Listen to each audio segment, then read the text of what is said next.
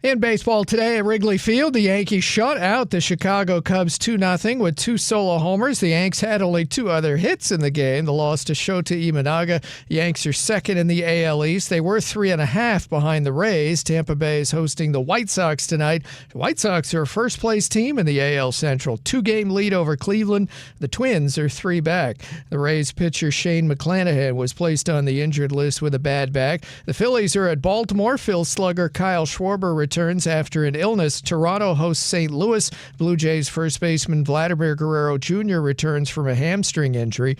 The Mets are hosting Miami. The Mets have scratched pitcher Freddie Peralta from his start. He'll likely be traded. And Detroit's at the A's later. Detroit Tigers pitcher Casey Mize was scratched from his start. Baseball's trade deadline comes up Monday, August 3rd. I'm Steve DeSager.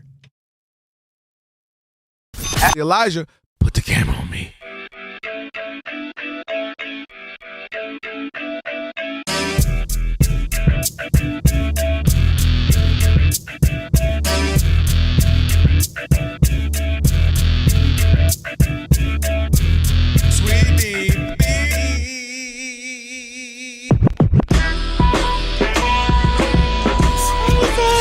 Can this sports writer and this sports fan share a radio show without driving each other crazy? Now, live from the Fox Sports Radio studios, here's Fox Sports Radio's Odd Couple, Rob Parker and Kelvin Washington.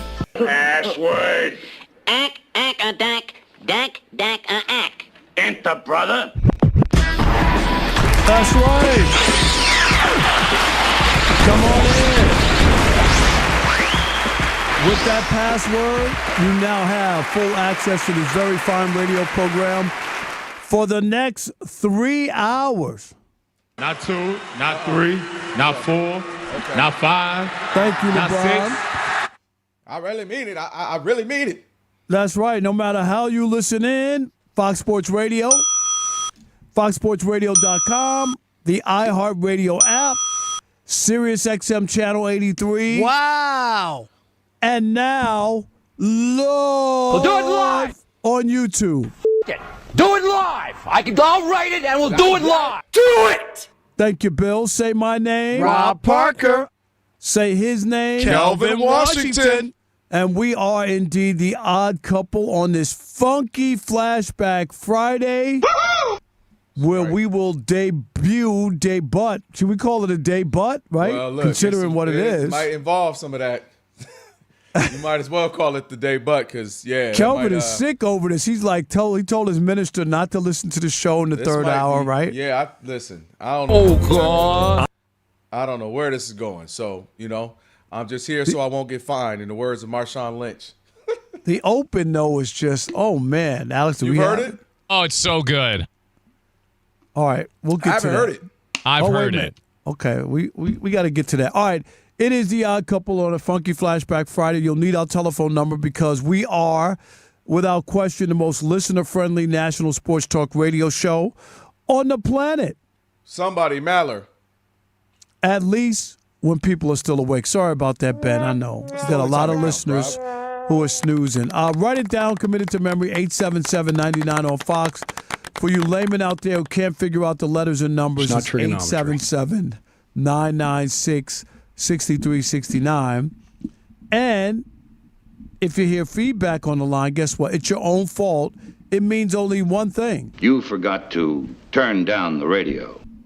And if you call in here and have a problem with what we say to you, tough, because... Well, I'm talking to you the way I want to talk to you. You have a problem, turn off your station. Turn off your station. With that said, always remember...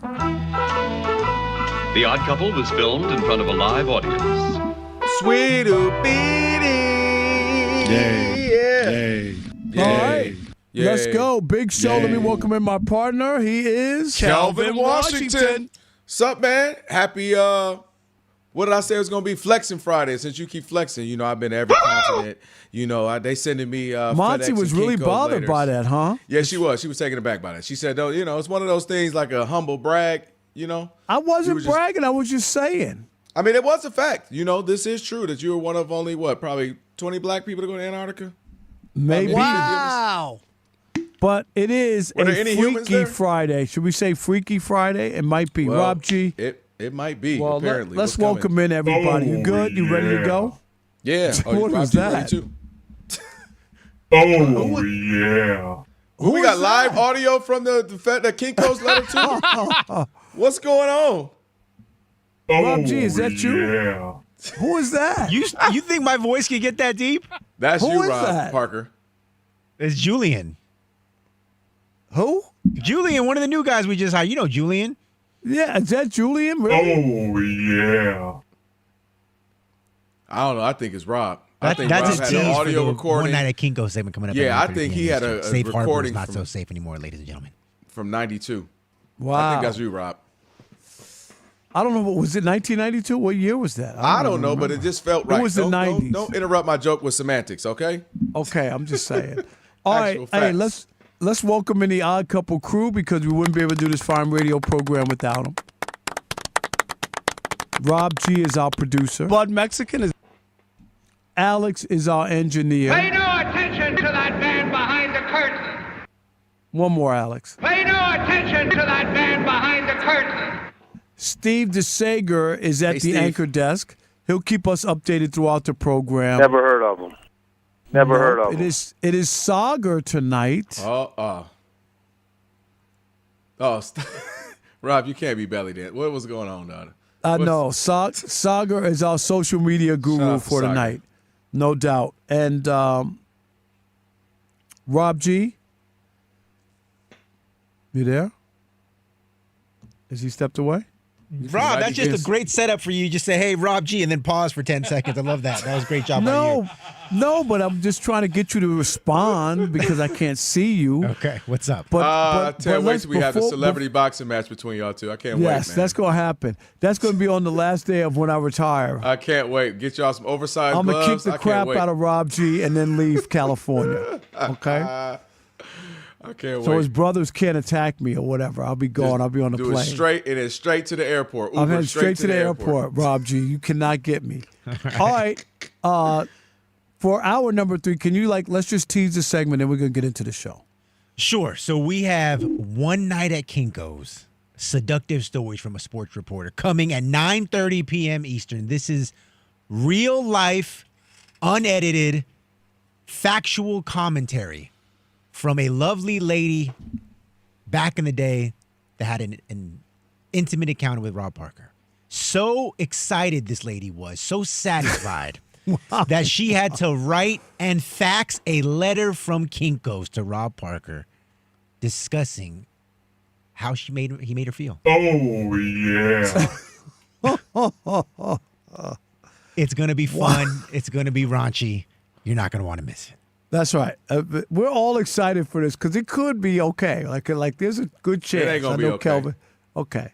All right. There we go. So make sure you check it out. Hour number 3, 9:30 Eastern, 6:30 Pacific. All right. And make sure you check us out on YouTube, of course.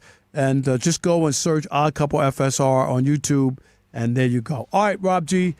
Kelvin, let's get started. Let's get it. And let's start with CBS and Tony Romo, Rob G. That's right. Big news of the day in the wake of the OWI arrest, operating while impaired. Tony Romo, we all saw the body cam footage. Not great. Not a good look for the former Dallas Cowboys quarterback. And as a result, CBS Sports has placed Romo on leave indefinitely following his arrest last week. However, CBS Sports reportedly has not considered firing Romo, with one anonymous executive telling the Daily Mail, quote, I don't want to act like it's not a big deal because it is, but it's not going to get him fired. Of course, the network pays Romo $18 million a year on his contract, and it does not expire until 2030. Once again, CBS can't get it right. Kelvin, they had a chance to get from underneath Tony Romo. Not only this situation, which could have really been bad had somebody been injured, getting behind a wheel drunk and then watching the video really was just bad. He had an open container in the car. This wasn't had a drink at the dinner and you know what I mean? He's drinking and driving in the car. That's what they found, an open container. Very serious, very, something that you just have to frown on. And then when you couple that to where he is in his television career, which is he was a breakout star for a year and a half. People were he knows all the plays. He's calling the plays before they happen. And that went on for a little bit. And then, of course, he started getting plays wrong. He kept doing it over and over to the point where people are like, okay, can you stop that crap? Because it's so bad and it's taking away the broadcast. I can sit here and tell you as somebody who watches sports and pays attention to announcers and color people that if you ask Jim Nantz privately, he probably would say, can we move on from Tony Romo? He interrupts Jim Nantz's calls, Kelvin. Jim Nantz is like a top flight Come on. a broadcaster. And he steps on his line. It's just, to me, it's not a good broadcast. It just isn't. And here was your opportunity to move on. And then when you go, he's out indefinitely, and you name J.J. Watt like right away, okay, he's going to fill in. But, dude, once you do that, now you're going to bring Tony Romo back? Do you know what I mean? Like, it was one thing if you said, he's out indefinitely, we'll figure out what we're going to do. You know what I mean? And we'll see how long he's going to be out. The season's still, their first broadcast, I think, is September 13th. There's plenty of time. There's 6 weeks. Am I right? Like, plenty of time. And instead, to just go and immediately make his replacement known, and the idea, I think CBS could have acted more swiftly to let people know we're not going to tolerate this. He embarrassed the network, and he also put people's lives in jeopardy. And you know that. That's why there are moral clauses and all kinds of stuff. Right. This is big time. Kelvin, you work for a big time news organization as well. Trust me, that's not what they want their morning anchor to be pulled over because you've been drinking. Well, and you added to it. Listen, put it what you just said alone, drinking. But I think you just mentioned there are levels, right? Let's say he had I don't know the numbers. Let's say it was supposed to be 0.02 and he bought a 0.027, right? He must have had 2 glasses of wine. There's levels, right? You shouldn't drink and drive, we know that, or be impaired. But then there's what we saw, right? He's messing up the sobriety test. He's all over the place. He's got open containers. So there are levels to this. Everything you said makes sense. I think most people listening would understand. The only pushback or challenge I have is I saw it the opposite way, Rob. I saw maybe Jim Nantz is the one in his corner because I thought this would be, to your point, this kind of read as, here are all the reasons why we can let you go. This is obviously something that we don't conduct the code of conduct. You were legally drunk, so this is obviously something that the law is involved. We can let you go now, and I'm sure that could, make his contract null and void or something. But that made me think Jim Nantz may actually want him to say, hey, look, I know he did something wrong. I'll talk to him. I'll be a big brother to him, a friend to him, but we got a great thing going. It's been, 10, 13 years, however long it's been now. And that's how I read it, Rob, was that because I thought on paper, like you said, it makes sense. This is the opportunity to let him go. This is the opportunity to move on. If they've ever felt that way, it was like a layup, right? It just fell in your lap. And so I thought of it as, dang, maybe Jim Nantz is like, hey, do what you got to do as far as suspending and replacing him for a while. Maybe he'll miss some preseason games, so on and so forth. But I need my partner. He made a mistake. We're all human. And I feel like, did Jim Nantz jump in front of this? Because obviously you mentioned it. He's the head honcho in this regard. Obviously there's bosses, but he's the voice. He's the voice of their football broadcast. He's the guy. Been there for, decades. So I felt like maybe Jim Nantz stepped in front of that and threw his name out there and said, hey, I'll work with him. I'll challenge him. I'll be a big brother and help him, but don't let him go off of this one thing. Because that's the only thing I can think of as why they wouldn't. When you say one thing, it's a very serious one thing. It's not something. I don't disagree. I'm saying maybe Jim, on paper it doesn't make sense why he would not be, right? This. And the only other thing, Rob, last point for me, what it made me think of, right? And we've talked about it now for the last 2-3 days. Kyle Shanahan. We immediately got body cam footage.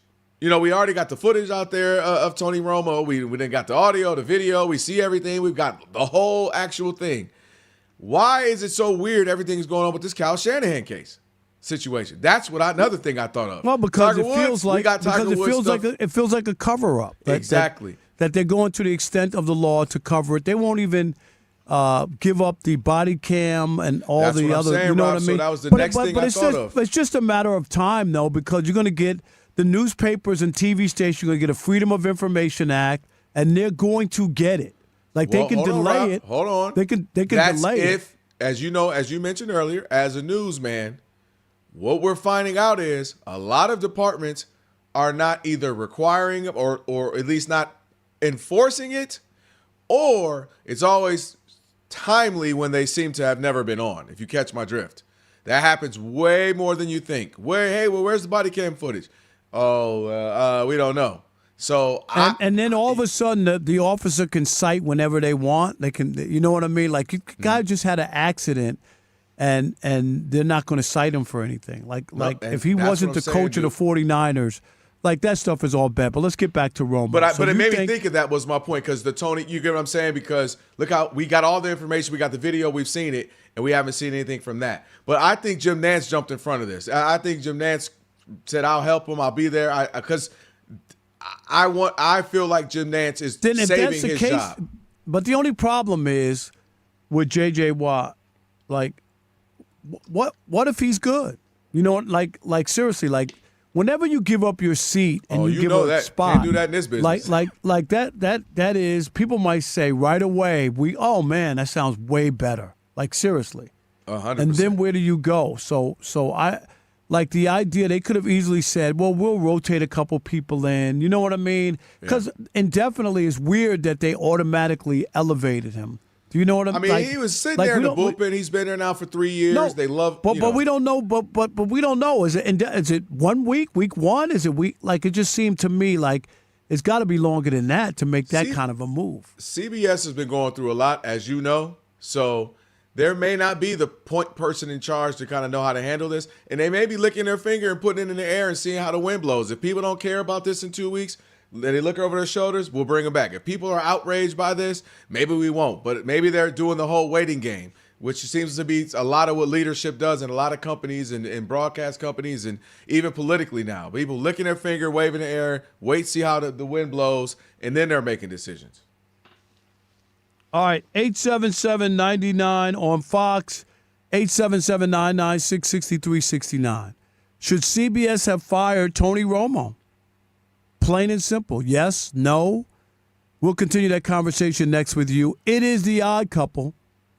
Rob Parker and Kelvin Washington on this funky Flashback Friday, better known as Freaky Friday. Yes, and remember, this is a radio show. We want to hear from you, 877-99 on Fox. It's not a lame podcast.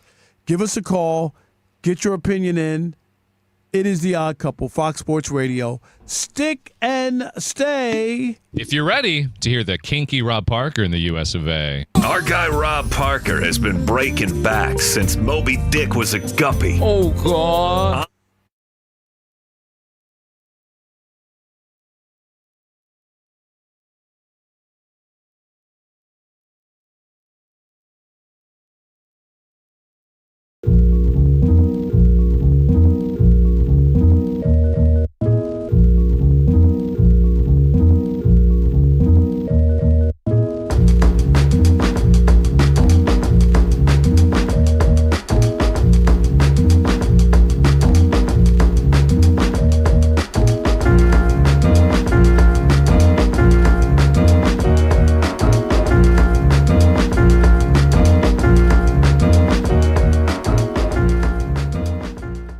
Shanahan, as you know, Niners head coach, was involved in a vehicular incident 2 weeks ago, and somehow nobody knew about it, or at least they didn't report on it. For 13 days, people in the Bay Area just sat on this story, knowing that the head coach had been in a major car accident, had suffered broken ribs, broken nose, laceration to his face, 40 stitches. The list goes on.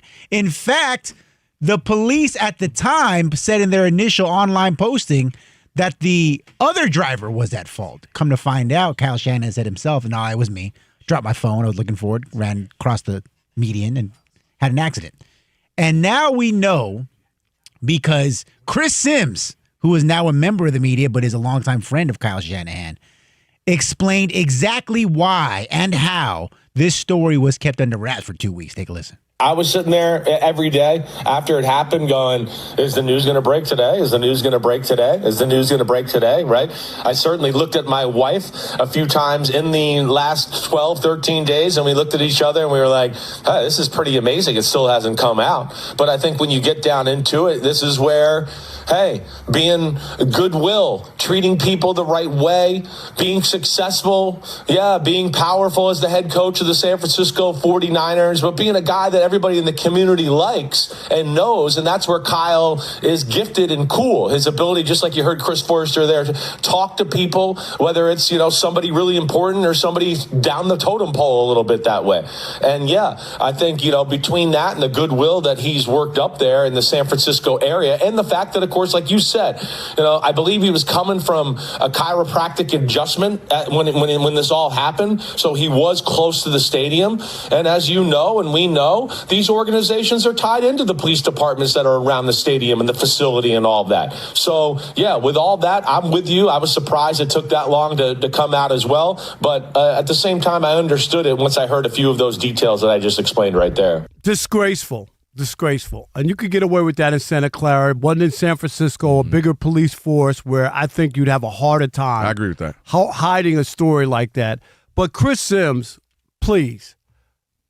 Chris Sims basically pulled his pants down, turned around, and showed his ass to let you know that there's nothing coming out of his mouth that he's ever going to be objective or tell you about the 49ers or about Kyle Shanahan.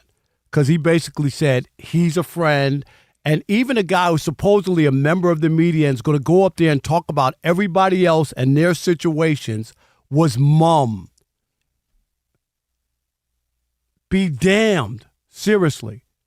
And the police around Santa Clara in the stadium, shame on you. Whoever's in charge, the police chief, whatever, they all should have to resign their jobs for public safety. Those are public records. People should know when there's an accident. There's no way in the world that should be hidden. The police are wrong. This is why people don't trust the police. This kind of stuff. I told Rob G in the early meeting. Yeah.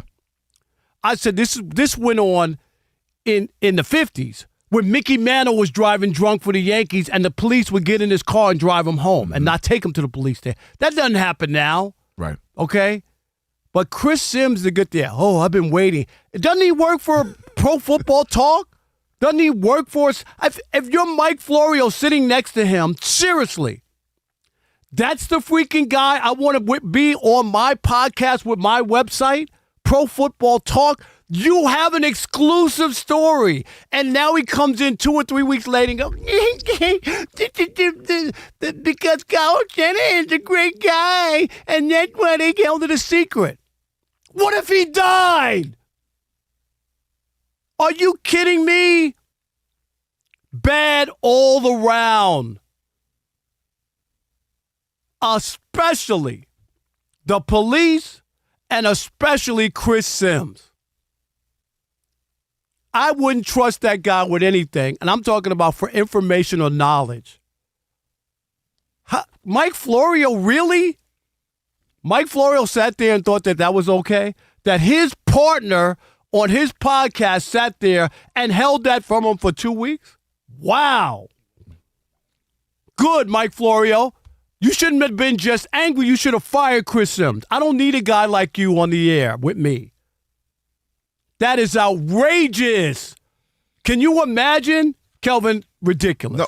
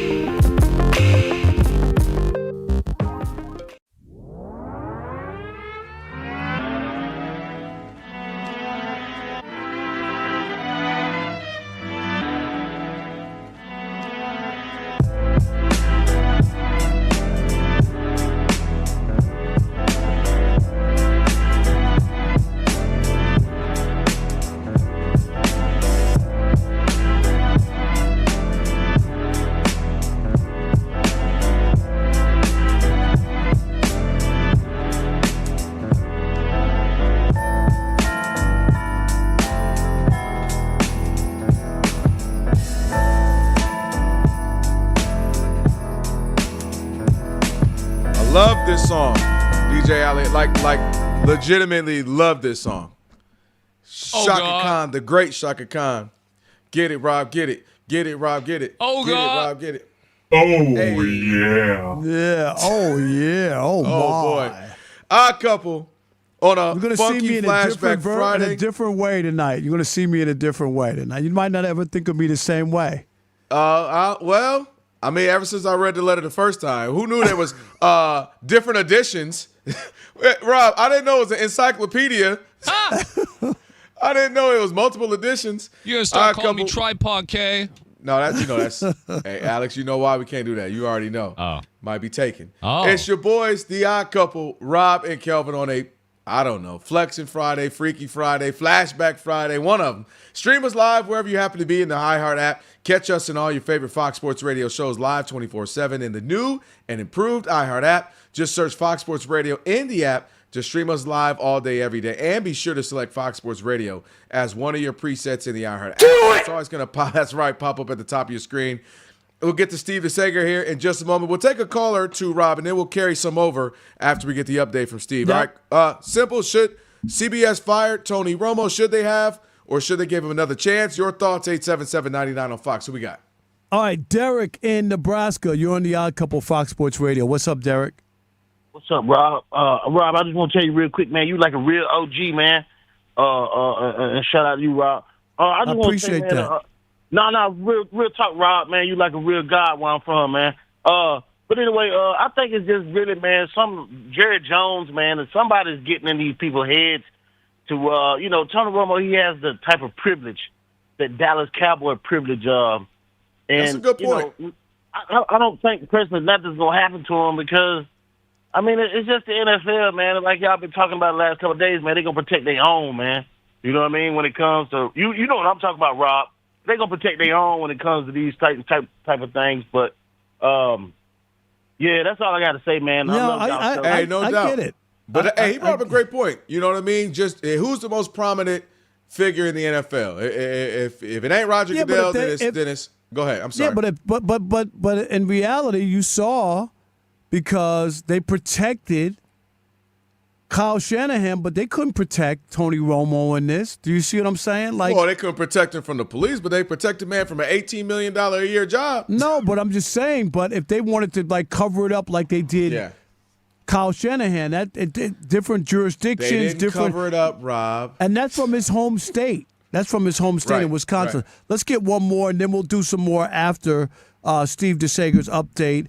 What about Marty in Kentucky? You're on the Odd Couple Fox Sports Radio. What's up, Marty? What's up, Rob? What's up, Kelvin? Yo, Marty. Hey, I don't understand it. His popularity was really going down. He was impressive when he first started, but if you think about it, he was calling a Patriots game. Oh, well, he's going to throw a short route here to Edelman, and then he's going to throw a short route here to Gronkowski. I mean, the reason the Patriots were so good is because you knew what they were going to do, and they could do it anyway. So it wasn't really that impressive when you think about it. And as it went on, he got less and less impressive and less entertaining, and mixing his words, he just really isn't that good. For them to not get rid of him at $18 million a year, I have to think, like, has somebody with power there saved him? They're owned by Paramount. Taylor Sheridan has grown up in Fort Worth, Texas. He's on a daily texting basis, Troy Aikman, huge Cowboys fan. He's got a lot of pull at that company. Just a thought. Yeah. No, I get it. I agree. It's something connection. But That's why Marty, I thought maybe Jim Marty, Nance. your point about his job performance is a good one because he's not the same. He's not like his trajectory is going the other way. Not like he's a rising star in the business. People are like, too many mistakes. He doesn't sound as good. Sounds uninteresting. They're talking about his performance in playoff games where they were like, he was just bad. You know what I mean? Yeah. Like bad. You know this in this business. You can come in a flash. Oh, okay, I see. Oh, we like this. And then you got to keep getting better. You know what I mean? You got to keep growing and improving. Otherwise, you become a one-trick pony. And then when that starts to fade, people don't like you anymore. All right, Steve DeSager now. We'll take some calls on the other side. If you want to jump in, 877-99 on Fox. Steve. The Yankees were winners at the Cubs today 2-0 with 2 solo homers. Yanks second in the AL East. They were 3.5 games behind the Rays. Tampa Bay is hosting the White Sox tonight, and in fact, the White Sox are up 2-0 at Tampa Bay in the bottom of the second inning. For Philadelphia, slugger Kyle Schwarber has returned after an illness. Phils are tied 2-2 in the second at Baltimore. Pete Alonso with a 2-run homer for the O's. Cincinnati and Hunter Green hosting Pittsburgh and Paul Skeens, and the Reds already lead 5-3 over the Pirates in the bottom of the fourth inning. Blue Jays first baseman Vladimir Guerrero Jr. has returned from his hamstring injury. Top of the second, Toronto hosting the Cardinals in a 0-0 game. The Mets are hosting Miami. The Mets scratch pitcher Freddie Peralta from his start. He'll likely be traded. Detroit at the A's tonight. Tigers pitcher Casey Mize scratched from his start. Major League Baseball's trade deadline is Monday. Texas at Houston, the Rangers activated shortstop Corey Seager. He'd missed a month with a bad back. And among the late games, Minnesota at Seattle. The Twins acquired reliever A.J. Minter from the Mets. Mariners are tied for the worst team batting average in the American League, just .230. NFL analyst Tony Romo was placed on leave by CBS after his DUI arrest last week. Falcons quarterback Tua Tagovailoa only participated in individual drills due to back tightness. Packers tight end Tucker Kraft was activated off the PUP list, physically unable to perform after a torn ACL last season. The 49ers say they're continuing to evaluate the knee injury of wide receiver Ricky Pearsall. The 49ers did sign wide receiver Deebo Samuel this week. Former Saints Pro Bowl offensive lineman Andres Pete retired. Cameron Young shot a second-round 61 to tie for the lead in Detroit with Patrick Cantley. Ricky Fowler is one shot back. Back to you. Hey, Steve, thank you. Our couple, Rob and Kelvin, on a freaky, funky, flexing Friday. Oh, yeah. Unbelievable. Oh, that is funny. Elijah, put up the little thing y'all made, the little video thing. Oh, Saga. I forgot Saga. Saga. There, look at that. There it is. Racist. Oh, God. Yeah, y'all are ridiculous. God. Y'all, I'll tell you what. You know what? I'm going to just say this, Rob, before we get to these calls, by the way. I'm going to just say it. I'm just feeling like, all these networks and, FS1 and everybody needs content. I mean, I'm just saying, Rob. I'm going to say it, Rob. Why we ain't on TV? Huh? Well, Alex has the reason. Good, Alex. You want to know why? Tell me. Yeah, because we're please too tell good me. looking. Nope. Well, you got it there right there. There you go. There you go. Well, you think so? In the year of our Lord, 2026? Yeah, I do. Yeah. Damn, two brothers can't get a show in 2026? Things have changed. I don't know. I got to marinate on that. What is that? I'm about that. What is that? You What is know that I'm show? with you. What is that show on? I don't even know the name of it. I don't even get it. Well, I'll figure it out. Okay. The one on All FS1. Right. What's that morning show? I can't remember it. Okay.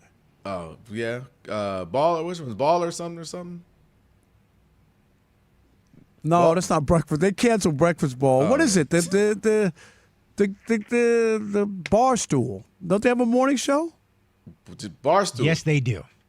Barstool. What's it? There you Okay. go. Here we I go. can We got tell more you don't watch calls. it, Rob. I don't watch Called it. Wake Up I don't. Barstool.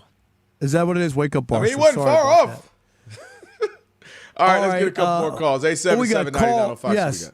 Carl is in Mobile, Alabama. You're on the Odd Couple Fox Sports Radio. What's up, Carl? Hey, what's up, guys? Hope all. Thanks for taking my call, Kelvin. Rob, yeah, I really want to. I talked about this with my brother who lived in Dallas, and his reaction was like, "Yeah, nothing's going to happen to him." But I said, "Look, he has a morality clause." He said, "Yeah, the problem with this is the network has to make sure he gets treatment, so they can't just outright fire him." But what if, it was daytime. He's riding around with an open container in broad daylight. Yep. This is a cry for help. That's probably why his performance has degraded. That's a great point. No, that's it. You're right. This is not 2 o'clock in the morning and you've been tipping back. You're driving around with an open container during the day. That means this is a problem. And just imagine if he tried to get a parking space and there was a delivery man that was trying to deliver some oil and they got into it and he pulled out a knife and stabbed. Wait a minute, that happened to Mark Sanchez. So, this is. Oh. You trying to keep it too real right now, Carl. You trying to keep it a buck. Yeah, but Mark Sanchez, right? He lost his gig at FS1. Yeah, well, and didn't he go to rehab too? Yeah. So yeah, I mean, there could be. Hey, listen. This is why when I said the Jim Nance thing, I was serious in that maybe it's like, and I'm not putting this on Jim Nance, but I'm saying maybe there's like a let me help him. And, let's give him as opposed to throwing him to the wolves. You could help him as a friend. You could help him. It doesn't mean he needs to be on television. If they're really friends, the last thing is about television. Seriously, I could help you, Kelvin, without you being on a radio show. If we're really friends and you need help and you got to cry for help. I know people, and I'm not saying that everybody, you make one mistake, you lose your job, whatever. Situation, circumstance. It's different. You notice you're in this business. You're very fortunate to be in these kind of jobs, and you represent the organization and the company all the time. Not when you're only on the air, Kelvin, all the time. You have situations. You're the morning anchor on Spectrum in Los Angeles. Any kind of bad behavior by you will be frowned upon, and you probably will lose your gig. Am I being over dramatic? No, I mean, like you mentioned, there are levels to it, and there's certain things. But absolutely, that, and they put those clauses in so that the day they need to go, it's right here. It's right here. We said if you we talked about the that Good Morning America couple, the Good Morning America hour number 3. I always forget her name, but T.J. Holmes and I forgot the woman, but yeah.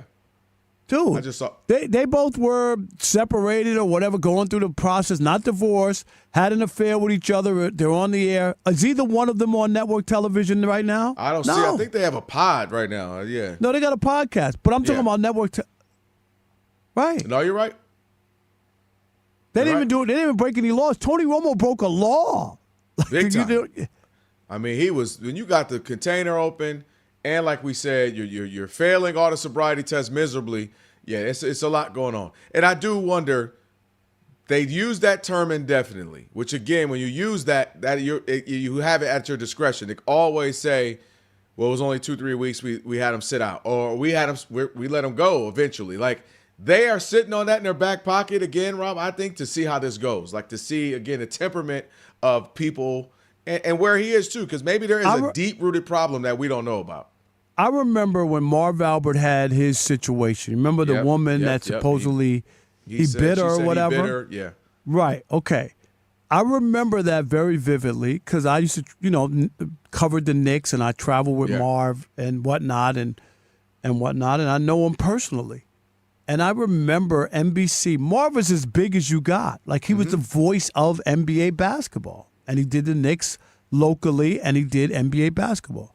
Yep. And I remember NBC saying, like the story was, if we'll back you, but if you cop a plea, you know what I mean? Like you're done. Goes to court right after this whole thing, cops a plea. They fired him that day. Like you're fired. Like you cop a we'll support you if you're telling us that you're innocent, but you cannot cop a plea. Once he copped a plea, they were like, nope, that's it. And that was it. They fired him. People get fired. Mm-hmm. Did he came back, how long? I think we looked it up. I think Rob G was like 2 years or 3 years or something. He came back. Because he came back to Turner, though. He didn't come back, right? Did he come back to Turner, Rob G? I don't think he came back to NBC. It might have been it. We looked it up last time we talked about it. But this will be interesting, though, because, again, maybe there are some deep-rooted issues that, as the caller just mentioned, all right, that played a role into his talent, why his talent was starting to diminish. Let's squeeze one more in. Chris in Wisconsin, you're on the Odd Couple Fox Sports Radio. What's up, Chris? What's up, Chris? Hi, good afternoon, gentlemen. Thanks for taking my call. Yes, sir. I kind of want to disagree with you guys until we find out what he blew. I mean, if he blew a .08 or a .09, maybe he was playing golf all day, having a couple of drinks. He had one that he just opened. Maybe he stuck it in the car to drive home with. Maybe he doesn't have a problem. Maybe he just got caught up in a bad day. I don't know that. We don't really know that. And everybody's kind of like, bashing Tony Romo, because, maybe he was just getting lazy in his performance and doesn't really have a problem. Chris, here's my issue with you, and I'm glad that you push back, and I have no issue with that. It's easy to say because nobody was hurt, nobody was killed, and we have to frown upon drunk driving because so many people get killed on a regular basis because people drink and get behind the wheel. And if he was working at UPS or some other thing, people would totally condemn them, and it would be the end of the world. Just because you know who he is and he played football and you're willing to say, oh, he was just playing golf and he just opened the beat. Like, you're ready to make all these excuses the same way people wanted to make excuses for Ray Rice until they saw the video. Then they saw the video of Ray Rice punching the crap out of his fiance, and then everything changes. That's all I'm saying. Like, if this is a Joe regular, I'm not so sure that people would feel that way. It's only because you know him and he's a celebrity. I just don't. It's a bad thing all the way around. It just is. No doubt. Hey, appreciate the calls as always. All right, on the way, Rob, hopefully you stepping your game up, man. With Shekel City, you've been on a struggle bus a little bit. We got Shekel City, and Ben Johnson has some thoughts about his team, who everybody's high on. We'll tell you what those were. It's the Odd Couple on a, normally funky Flashback Friday. Today, a Freaky Friday. Stick with your boys, Fox Sports Radio.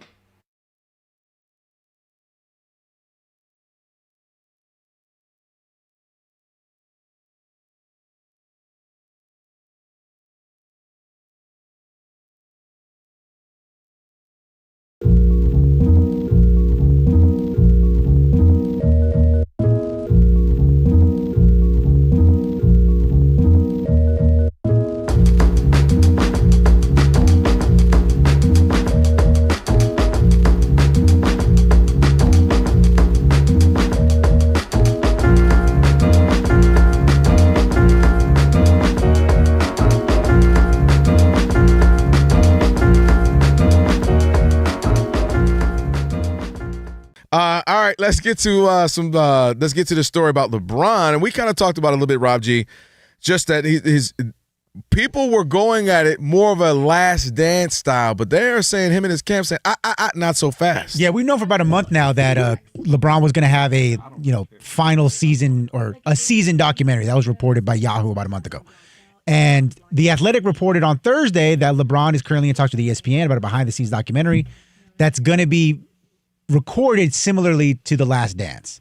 And after that news was out for about an hour or so, Maverick Carter, LeBron James' longtime business partner, put out on X that we are not NOT doing anything like The Last Dance because LeBron doesn't even know when his last season is. Didn't say they're not doing a doc, just it's not going to be a Last Dance style documentary. I don't know about you, Kelvin. It just feels like a vanity piece anyway. Mm-hmm. Like what I think that should, when it's all said and done, you do a story about his life and from Akron and being the chosen one to going to being the frozen one in that finals against so ridiculous. Dallas. I think you go to bed week after you think about the Kinko's letter. Then I think you think about like what crazy acronyms can I say? What crazy names can I come up with? No, I mean there's a great story there, but it just feels like it's forced. It's premature. Just let you know what I mean? Like it just feels like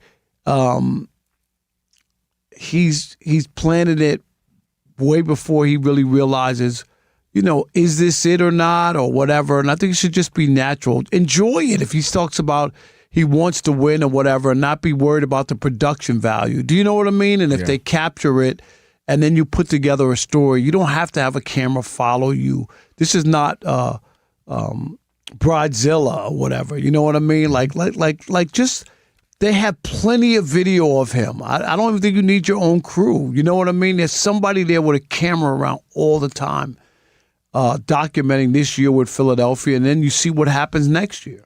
I'm not mad. I mean, it is vanity. Let's just start there, right? But I think you're forgetting. I think we all get away from things and we forget how commonplace this was, right? Michael Jordan had Come Fly With Me. Remember that?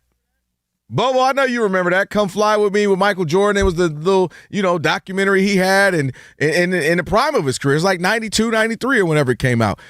Aaron Rodgers had Enigma. Remember, he had the whole documentary on himself. Tom Brady had. All he needed was a little penicillin, and that was cleared it up. Shoot, dang it. Tom Brady had Man in the Arena. Then he had Tom versus Time, which was a 6-episode Facebook documentary. So I just think, again, because LeBron is so big and he's the biggest sports figure in America, and we talk about him and he's so polarizing that I think we make everything a thing about him. But I think this has been very commonplace for so many of our celebrities and stars and athletes, specifically over the last 30 years or so, that this happens all the time. So I just, I think he's just the latest in line to do it. And because this is 24 years in, we all have LeBron fatigue at times. People are tired of him. People are just over it. So that when they hear this, they go, oh, my gosh, the next thing with LeBron. But this has been commonplace for people of his nature. Again, Tom Brady, arguably the greatest of all time, and he's got one. Aaron Rodgers, maybe one of the most talented of all times. He's got one. This happened. Serena's had one. So this is commonplace with athletes who are great, even some who aren't, but especially the best of the best. This happens all the time. So, but it's vanity. I'm completely in agreement with that. That's what it feels like. And I don't know, maybe because LeBron has been on that wagon the whole career, you know what I mean? Every step of the way, and I got to have the decision. And so it's always like a made-for-television movie. Can I add to that? So, yeah, that's just how I feel like. You know what I mean? More so than I don't disagree with that. I'll add to that. I think LeBron has been a hybrid of two guys that hated each other. Well, they hated their approach. Let me not say hated each other like the people. They hated their approaches. LeBron is kind of a hybrid of Kobe and Shaq. And the reason why Kobe would get mad at Shaq is, I'm gonna get in shape on NBA time, on the Lakers time. He would be out doing movies and albums and doing videos and just, like doing a bunch of stuff. They've asked Phil Jackson, who was the most committed and who was the most psychopathic, when it came to, maniacal, when it came to everybody's Michael Jordan. He said, hey, Michael, heck no. Michael had hobbies. Michael golfed. Michael loved to gamble. He loved cigars. He loved alcohol. He said, Kobe had no hobbies. We used to have to tell him, get out of the gym and go relax. And my point is, LeBron has that maniacal. We know he's in shape. We know he's a student of the game. But he also has some of that Shaq in him, where I want to go do movies. I want to do Space Jam. I want to do this. I want to be in business. I want to have the shop.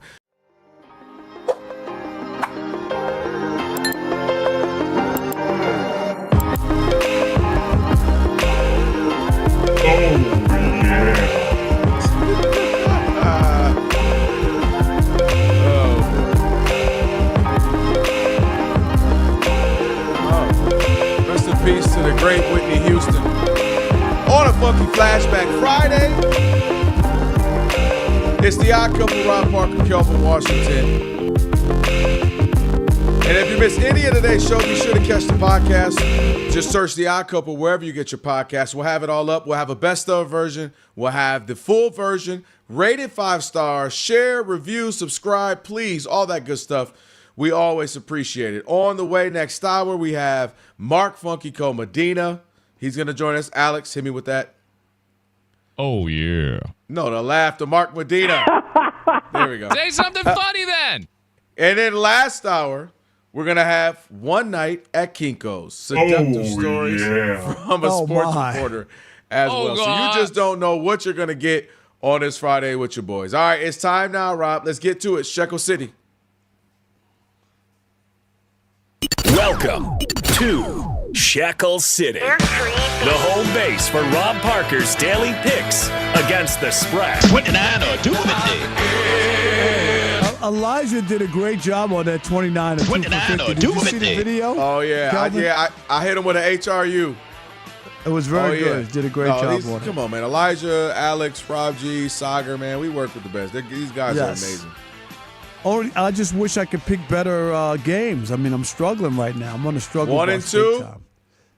1 and 2 again last night. My goodness. I told you better not do all this and go 500 at the end of the Did I do that? Did I do that? Did I do that? You know Rob G's over there smiling, talking about, I told you he wasn't making no money. I know. Almost verbatim. I said, I told you he sucks at this. That's all right, here we go. 190 and 172 after that 1 and 2 night. Here we go tonight. Red Sox plus 1.5 at the Dodgers. That's my best bet. Taking the Padres minus 1.5. They host the Giants in San Diego.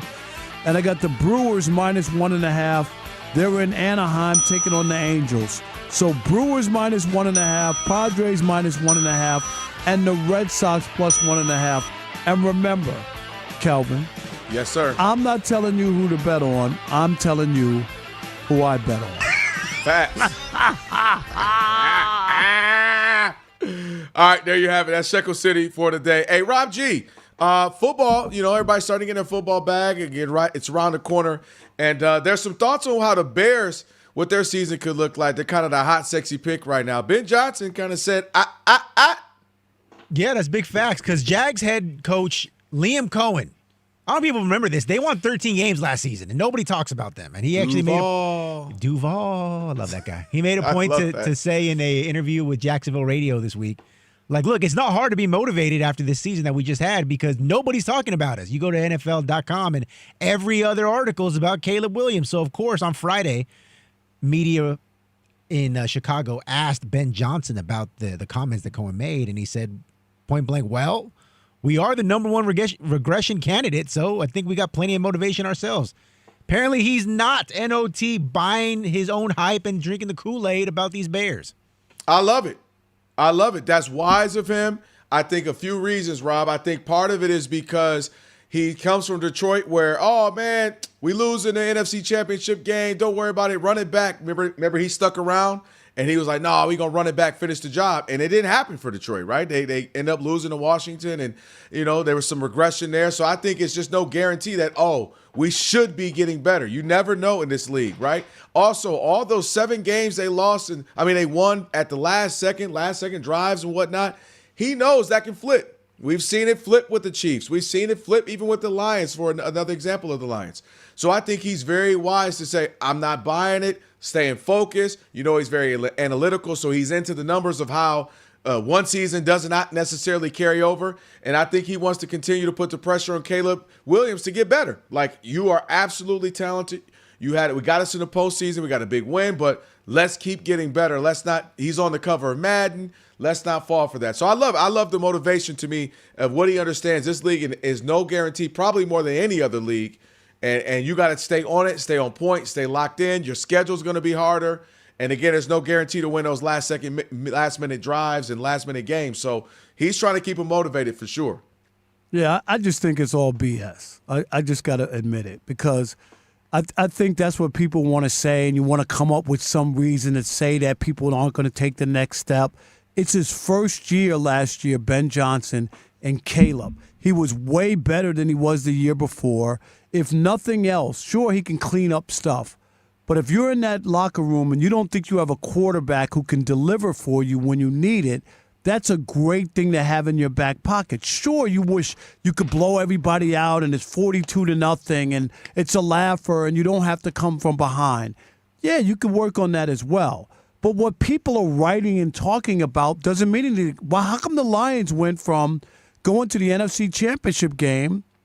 They didn't take a regression. They went the next year. They went 15-2 at the number 1 seed in the NFL in the NFC. So everybody doesn't automatically go back because you had 1 year or something happens. You can build on that and go to the next level. So I get it. Nothing's guaranteed. Caleb and them know they didn't win anything. What are they hanging their hats on? They didn't win anything. They got knocked out in the playoffs. It's Ben Johnson's second year with Caleb. We saw signs. That's all I'm saying. Nobody's crowning him for anything. What? Right. Crowning but I for think what? I get his point of saying whether he says it or not, it doesn't matter to me. Whether he says it or not. I love it as a coach. I love it as a coach who's staying on his P's and Q's and not allowing himself to just drink the Kool-Aid and think it's an automatic thing. And I think that's smart. And Liam Cohen has a great point in that nobody's thinking about him, but I think it's because we've already seen Trevor Lawrence, and until he gets all the way to the big one, ain't nobody going to buy it.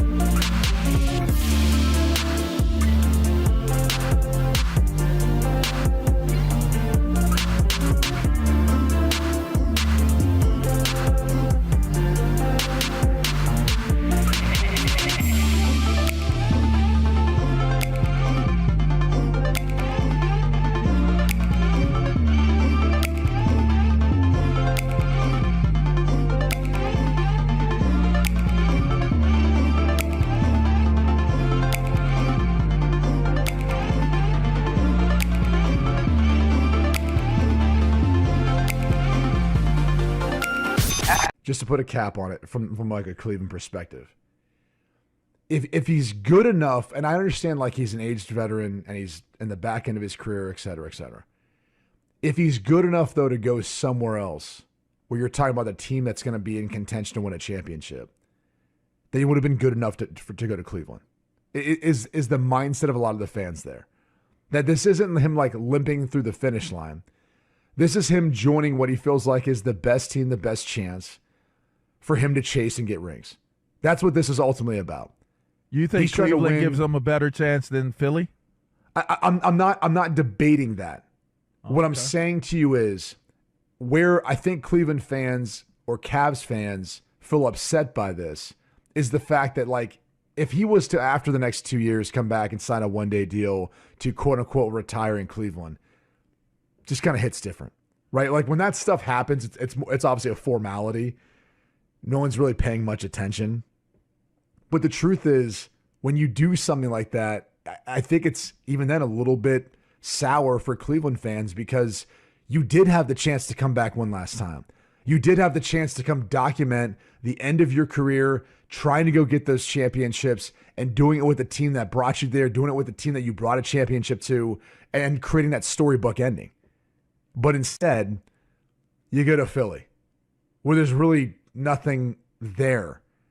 And so, what do you mean? Like, I've heard a lot of different discussion points about the decision, but the contract in and of itself tells you that he's doing this because he wants to chase a championship, which is his prerogative. If that's what he wants to do, that's what he wants to do. Because at the end of the day, this is his legacy, and this is how he wants to go about doing it, and this is ultimately how he's going to be judged when we look back 10, 20 years. But I will say this decision, this move, in my mind, it solidifies the fact that MJ will always be the GOAT. It solidifies the fact there's others that I would put before him because of this. Because as he continually stacks up the desire and need to want to move and go to other places, to be on better teams, to be with more all-stars, as opposed to those guys coming to him in one spot, that to me is it feels like he's a mercenary.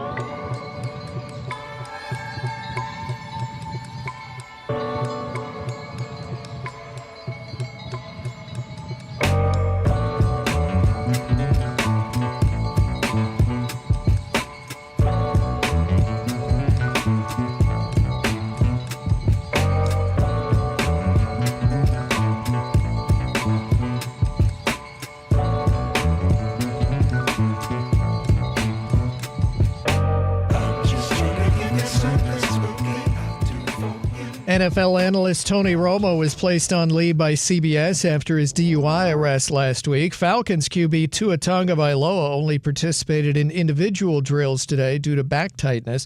Tight end Tucker Kraft of the Packers was activated off the PUP list. Former Saints Pro Bowl offensive lineman Andrus Peat retired. In golf, Cameron Young shot a second-round 61 to tie for the lead in Detroit. To Major League Baseball, the Yankees with 2 solo homers won 2-0 at the Cubs. Right now, the Reds are 5 5-4 leaders over the Pirates. In the bottom of the sixth, Paul Skeens allowed the 5 runs in his 4 innings of work.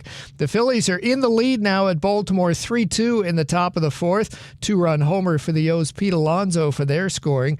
St. Louis at Toronto scoreless top of the fourth. Dylan Cease on the mound for the Blue Jays. Cleveland and Tanner Bybee leading 1-0 in the fourth over the Arizona Diamondbacks. I'm Steve DeSager.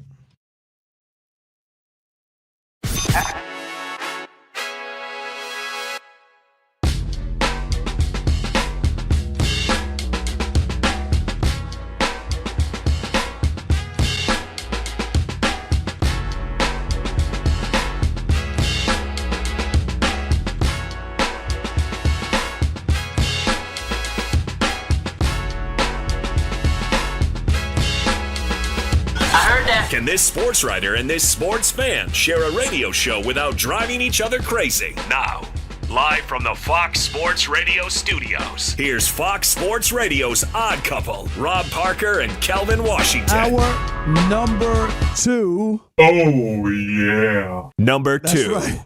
Our Man, number 2 here on the Odd Couple on a funky Flashback Friday, maybe a freaky Friday. You're creepy. Rob Parker, Kelvin Washington here on Fox Sports Radio. Be sure to check out our YouTube channel. Over 30,000 subscribers. We appreciate you guys. You other guys who have not joined in, join in. Just search Odd Couple FSR on your YouTube there. Again, check us out on YouTube and subscribe. Search Odd Couple FSR. Okay, Rob G., I know the YouTubians are anxiously awaiting our debut of this new segment, and they're ripping us for other reasons, or at least they're ripping me. No, you know They're what? ripping you on YouTube? We're all building towards this debut segment of One Night at Kinko's at 9:30 p.m. Eastern. Everybody seems excited except for one person. I'm going to read. He's been flooding the comments, all right? His name is Mayday 1995. I'm going to read a couple of them back to back, and we'll leave it at that. Okay. He says, can y'all stop with the, oh, God, drop? Oh, God. We're here for sports radio. I don't want to hear a grown man moaning. It's disgusting for real. I don't know who was asking Ponytail Guy to do that. Ew.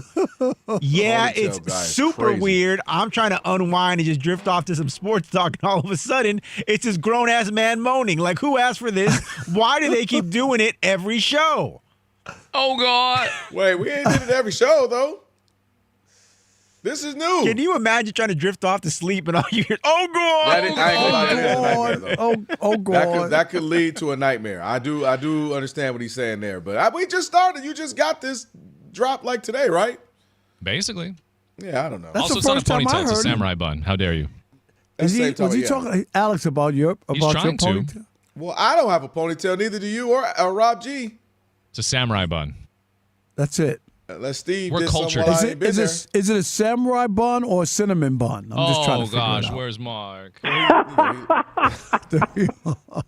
And now you got people in the chat just typing, oh, God, over and over. Oh, God. We love He that. gotta leave. He might How do they leave. We don't spell want it? him to leave. Do they but- spell it G-A-W-D-D. Yeah. Oh, God. I didn't even realize I said that often. Okay, Rob, settle down. You Oh, like, God is right. At least 14 times a day. What? Really? Yes. Because you'll say it even on small things. Like if we're off the air and you just, I'll say something like, oh, man, the door's getting ready to shut. Hurry up, catch it. Oh, God. Like you just throw it out all day. You just, it's part of your. My favorite is his passive ones, too. It'd be like, oh, God. Yeah. Oh, those quick ones. Oh, Yeah, oh, yeah, God. yeah. Like I'll say, look at the TV. You'll say what? I'll say it's Bob Ryan. You'll go, oh, God. Darren! Oh, God. See what I mean? Just examples like that.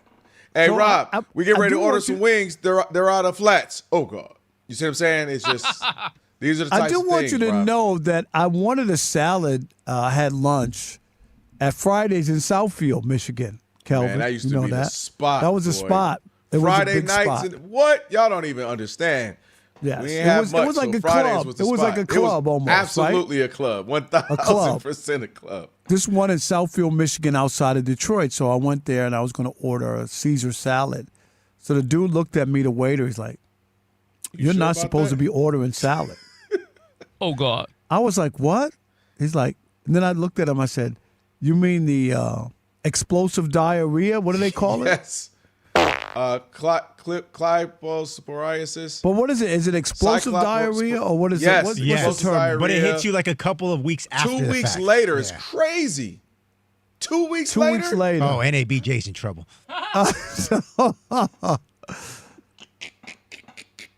Oh God. Oh God. Oh, hey, 2 weeks later is cruel. I ain't gonna lie because listen. I don't want to hear that. I need a Caesar salad. I need something to wash down the food. I need a salad. Yeah, well, don't do that because in 2 weeks, like Rob G said, Minty night might be the worst night of your life.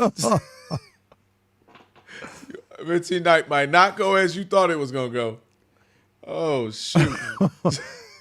2 weeks is cruel because they're going to ask you, what have you been eating? I don't remember what I ate 2 weeks ago. You kidding me? Did you have a salad? Did you mix in a salad? I don't remember. Now you're going to have me looking on my receipts. Explosive diarrhea. Explosive. Where it's just water. Yeah, that's all bad. Okay, Rob. Thank you. This show is going to be Alex, one it's for just the ages. water. You've been there. Just water. Yeah, but we didn't have to talk about it. We did not have to. We all been there. It's human nature, but we didn't have to talk about it. Menti night. Hey, Rob's just in Rob the bathroom. G. Oh God. What's my man name? The YouTube. I'm with him now. You done went May too far Day, bringing that up. 1995. Yeah, that's gonna be. Now he's all upset. It's cool. I don't need to listen. All good. All right, buddy. Dude, he's all got his panties in a bunch now. So. It's because My everybody's goodness. flooding the chat with "Oh God" over and over. Now he's just really pissed off. He should have. All right, y'all don't cyberbully now. Tell him. It's just a radio show. It's just a radio show. But still tune in at ahead. 9:30 Eastern. You're gonna like it. I promise. Yeah. That's right. I tell you what, you are going to we're Mayday. looking You're going to be screaming Mayday at Minty night if you keep eating that Caesar. The iceberg lettuce. You're going to be screaming Mayday, right? Thank you, Mark. Hey, yo, it's going to be hilarious. They're going to be spinning the music Don't the whole put that. night. Don't put that And out you there just so gonna that I be can in the get sick. I bathroom. mean, why would you put that out in the universe? I At don't want least to the be waiter sick on saved Menti you. He night. saved you. He saved you. He said, hey, take it All easy right. on these Caesars. Rob G. Tarek Skubal apparently has made it clear that he does want to go to the Dodgers. What are the details? If he is indeed traded, and everybody assumes and thinks that he will be traded by Monday. Yeah, Rob. I mean, you almost teed it up there yourself. Yesterday, after he was on our show, which I'm mad about Bob with this. I'm going to text him later. USA Today MLB insider Bob Nightingale wrote in his latest piece that one of the reasons why the Dodgers may not NOT land Tigers ace Tarek Skubal at the deadline is because they already know that he wants to sign with them in free agency anyway. Here's what Nightingale says. I'm going to read it to you real quick. Now, they could sit back and rely on Yamamoto and Sasaki and hope that Snell and Glasnow return from coming off the IL. Exactly. Right? Or they could grab Skubal, knowing, according to Bob Nightingale, that they are considered his first preference anyway when he becomes a free agent. And that would not only give them a lethal October rotation, but keep him away, most importantly, from the competition. I'm going to say this. I would hope that Tarek Skubal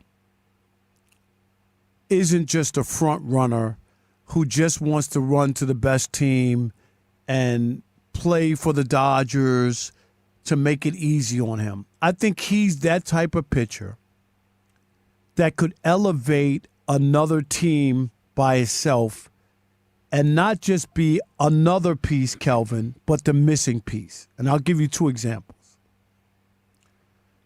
Maybe he can be the guy who joins the Brewers or joins the Rays and finally gets them where people look at Tarek Skubal and go, did you see what that guy did?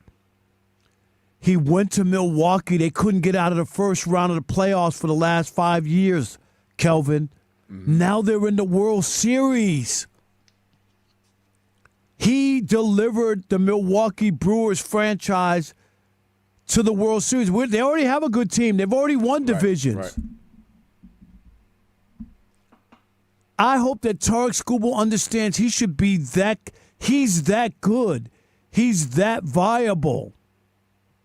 Tampa Bay's been dying to win a World Series. At least they've gotten there, right? They've gotten there. Mm-hmm. But now they're in that flux area as well, Kelvin. They just can't get over the hump. They put together some good seasons, right? win the division once in a while in the East, but they just can't get there. Can't win it. Maybe he goes there and does the same thing. It doesn't change anything other than how people look at you. You're still going to go to free agency, Kelvin, still going to get your big contract, and still going to go on after that. I remember the Joe Burrow, and I'm going to put it into a bigger context of sports. People were telling Joe Burrow, don't go to Cincinnati. Oh, no. They had lost 7 straight playoff games. You remember that? Couldn't win a playoff game. Joe Burrow gets there, plays 6 or 7 games his first year, gets hurt, comes back the next year, takes the Bengals to the Super Bowl. What? Yeah. He was that guy. He didn't listen to the people who were like, don't go to Cincinnati. Hell, hold out. Go somewhere else. Don't waste your talent. He was that guy. People remember that. That was an organization that couldn't get there, and he proved to be that. That's why people still talk about him glowingly. You know what I mean? Despite what's happened of late. I think guys with great talent who can actually make a difference should entertain that, because it only drives up how people see you. Not the money. He's going to get the money. Not any of that stuff. Can I give you a couple examples of what you're talking about? I'm going to give you one other. Go ahead. CeCe Sabathia, the same thing. He wound up going to the Yankees, getting his big deal, but before he went from Cleveland to the Yankees and as a free agent, he stopped off in Milwaukee and got them into the postseason with his pitching down the stretch. People looked at that. CeCe, of course, helped the Yankees win the World Series in 2009, and he got paid, and he's in the Hall of Fame now. That's it. Well, let's stay with the Tigers. When they finally gave up Justin Verlander, remember?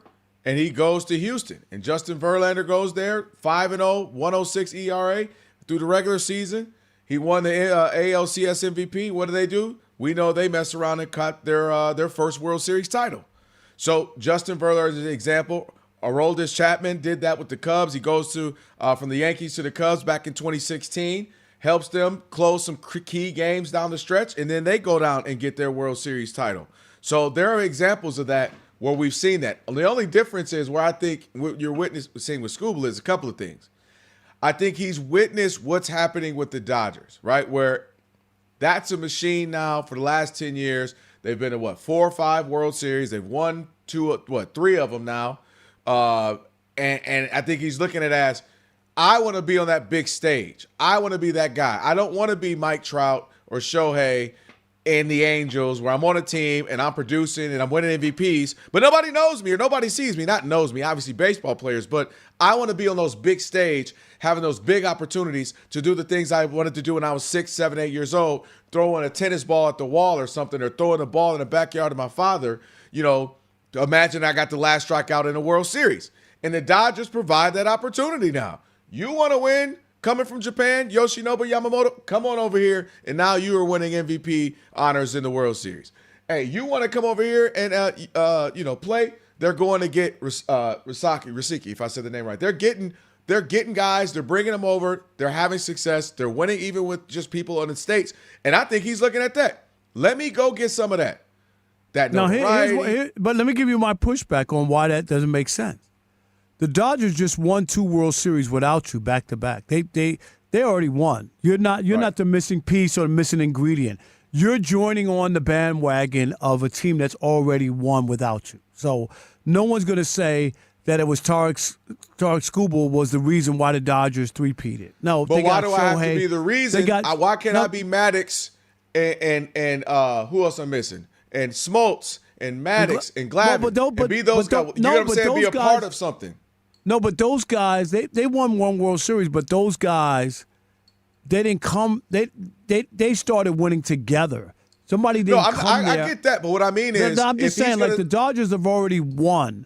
Like it's not going to be like, oh my God, Skubal delivered a World Series to us, because they got other players there. They got Ohtani. They do. They got Freddie Freeman. They got Betts. They got so many people there. It ain't going to be. This ain't no Tom Brady where they win the Super Bowl and he has no interception. He has one interception, a fumble, and no touchdowns. And they go, Tom Brady just won his 6th Super Bowl. You know what I mean? And it's all about Tom Brady. This is not going to be all about him. Listen, you're not wrong, but I don't think he cares. Give me the ball every 5 days. What they do now? 6 days? Every 5, 6. I know. I'm just saying, you know how we always tease they can't go. Yeah. Give me the ball every 6 days, 4 to 5, 6 days. I'm going to start. I'm going to win. Let's get the postseason. I get a World Series ring. And then you sign with the Dodgers, and now you're a part of what you're saying. I'm a part of this thing. And because you never know, right? Guys start leaving. Guys start retiring. Guys get traded. And you can be here for the next 5, 6, 7, 8 years and be a part of this thing. I think too many baseball players don't want to get lost in the sauce where I'm just on the team. Everybody knows I'm good because it's such an individualistic sport in a team sport atmosphere where I'm just really good on a bad team for 15 years and no one cares. And I don't do it. Like that's it. But when you say he's on a really bad team since he's been there, they've been to playoffs. They're going to playoffs. No, I'm saying not the Tigers per se, because we know he's going to leave the Tigers. I'm saying that happens in baseball where guys get on teams. Rob, the Chicago Cubs were one of the more, loved teams in all of baseball, and they ain't win a World Series for like 80, 90 years. The Red Sox, same thing. So my point is baseball is weird where you can have a massive fan base, you can be loved, you can be talented, you can win MVPs, and you don't have to win. You don't. You can win Cy Youngs, and your team is terrible, but you did your job because it's an individualistic sport within a team sport. And so my point is if I can be great and go to a team that's great, an organization that's great, I think there's some guys who want that. I want to be a part of that. I want to be a Yankee. I want to be a Dodger. I want to be where winning is, not only do I get to be great, but I get to win too. I think that's alluring to somebody like a Scooble. I just think he is a cut above. I understand for some people, I think he should be leading a team, not joining a team. Should Tarek Skubal prefer a trade somewhere other than the Dodgers? I say yes. Kelvin, who works for the Dodgers, say no. Of course he's picking the Dodgers. We'll continue that conversation next with you. 877-99 on Fox.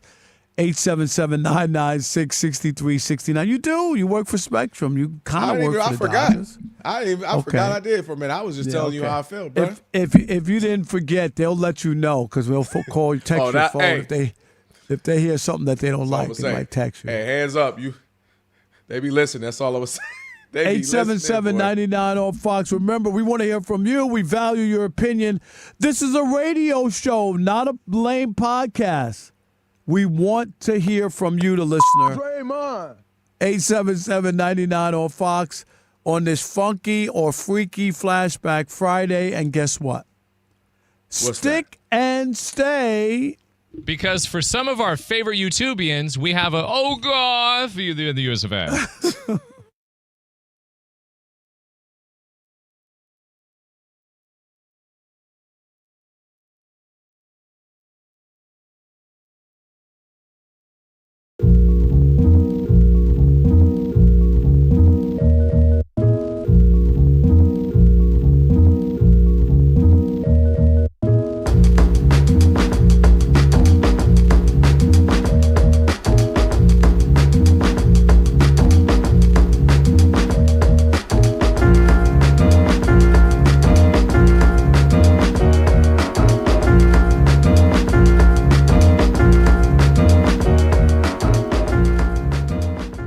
The discourse surrounding Caitlin Clark and how she's being treated by her WNBA peers has really gone off the rails once again.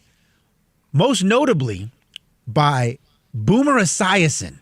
Take a listen to what he had to say about the situation. If I were Caitlin Clark, I would seriously consider going to play overseas somewhere and get the royal treatment and get real money. From the Saudis? From somewhere. I mean, there's international. She can't go to the Saudis. Well, she can't go to the Russians either, as we saw that, Brittany Griner got stuck there. She did. Well, yeah, in jail. Right. So can't take that money from PIF. But a lot of the women actually do play, in European leagues because they supplement their income. But now supposedly their income is going up here. And I know that Caitlin makes a ton of money off the court in terms of endorsements, and rightfully so. But I think that there's a petty jealousy, and she's a straight white basketball player. And she is not being treated with any sort of respect whatsoever. What a shocker, Boomer Esiason. She's a straight white basketball. I want to say something. Yeah, I know this you is do. so up. This is so up his alley. And despite all the money that she's making and all this other stuff, he's gonna throw out her sexuality. Hey, Boomer, why don't you name all the non-straight players in the WNBA that you just wanted to talk about? He is the worst of the worst. Boomer, if you thought he was a bad quarterback, he's a terrible talk show host. All he does is push narratives that he feels good about or that he feels great. This whole idea, the idea that she's making way more money than everybody else, but she should take her ball and go somewhere else. But did he have an example of where she could go? No, he didn't have an example because there's nowhere to go, considering all the money that she makes. And not to mention, Rob, the reason why I told Rob G, I said, make sure we add that, was because this is a problem. This is exactly the problem with Caitlin Clark and why sometimes I feel bad for her in the sense of she's just out there trying to hoop, but it's people like him who she's straight white female, as if she needs to be protected or should be honored or we should all bow down to her. Is she the only straight white basketball player playing in the WNBA? Sabrina Ionescu, who is in the league, and you could argue is better. You got other players as well. I just don't understand. Like, what are we doing here? Kelsey Plum has been playing better. Now, she's out now with some injuries. But my point is, Boomer is a typical guy who, when they turn a certain age, they think they can say whatever they want and do all that stuff. Boomer's going to wind up like so many of the other guys just like him. Because this is what happens to guys when they get a certain age and they feel they're untouchable. And that's where Boomer is right now. He's playing that. Yeah, and that's my biggest issue. And this is the issue I have with the whole Caitlin Clark conversations we have. It is she came at the wrong era for where we are in life. Everything is divisive. Everything is all, with so much division. You can't, like, Angel Reese can't have a good game now. Because the things you see on social media from all the bros, she can't do this. How many layups? She made this. Everything is that now, right? Where she's straight white and a player. She should. What are we talking about? Did you hear what he said? I heard it, and that's why I said we got WFAN in New York. He's the same guy who thinks all the Knicks should go to Donald Trump and bow down to him. He's the same guy who attacked Abdul Carter. Yep. Abdul Carter and back, of course, when Colin Kaepernick was kneeling, it was the worst thing in the world. And then your quarterback goes to the most divisive president. Speech. And what's exactly, the issue? And he's on there with free speech. He didn't tell the team. The team didn't know till 30 minutes before. Thank you. He didn't talk about any of that. No, because he left all that stuff out. That's what Boomer Esiason is terrible. That's why they got rid of him at CBS. He's terrible. And that's the guy who continues to do this stuff. I don't know how. And then, of course, his partner's just a minor bird, so he's not going to push back on Boomer. It's awful radio. I can't believe that in this city, what does he call the mayor? Because the mayor's not a white guy who's 60 years old or whatever that and doesn't have the last name Cuomo. He calls him, what does he call him? What's the term? I probably don't want to know. I'll come up with it, but you know what I mean. Like something's wrong with him too because he's a different cat. So to get off of him, because forget him. I ain't even thinking about him. I only brought that up to say it's that type of sentiment that makes this where every other play, every other game is divisive. It's all the bros and the men and women are the problem. All that going on right now because Caitlin Clark is a really good player in the WNBA. That's it. She's a really good player. She's not the best, probably not even the top 8 or 10 right now. There are other people who are better.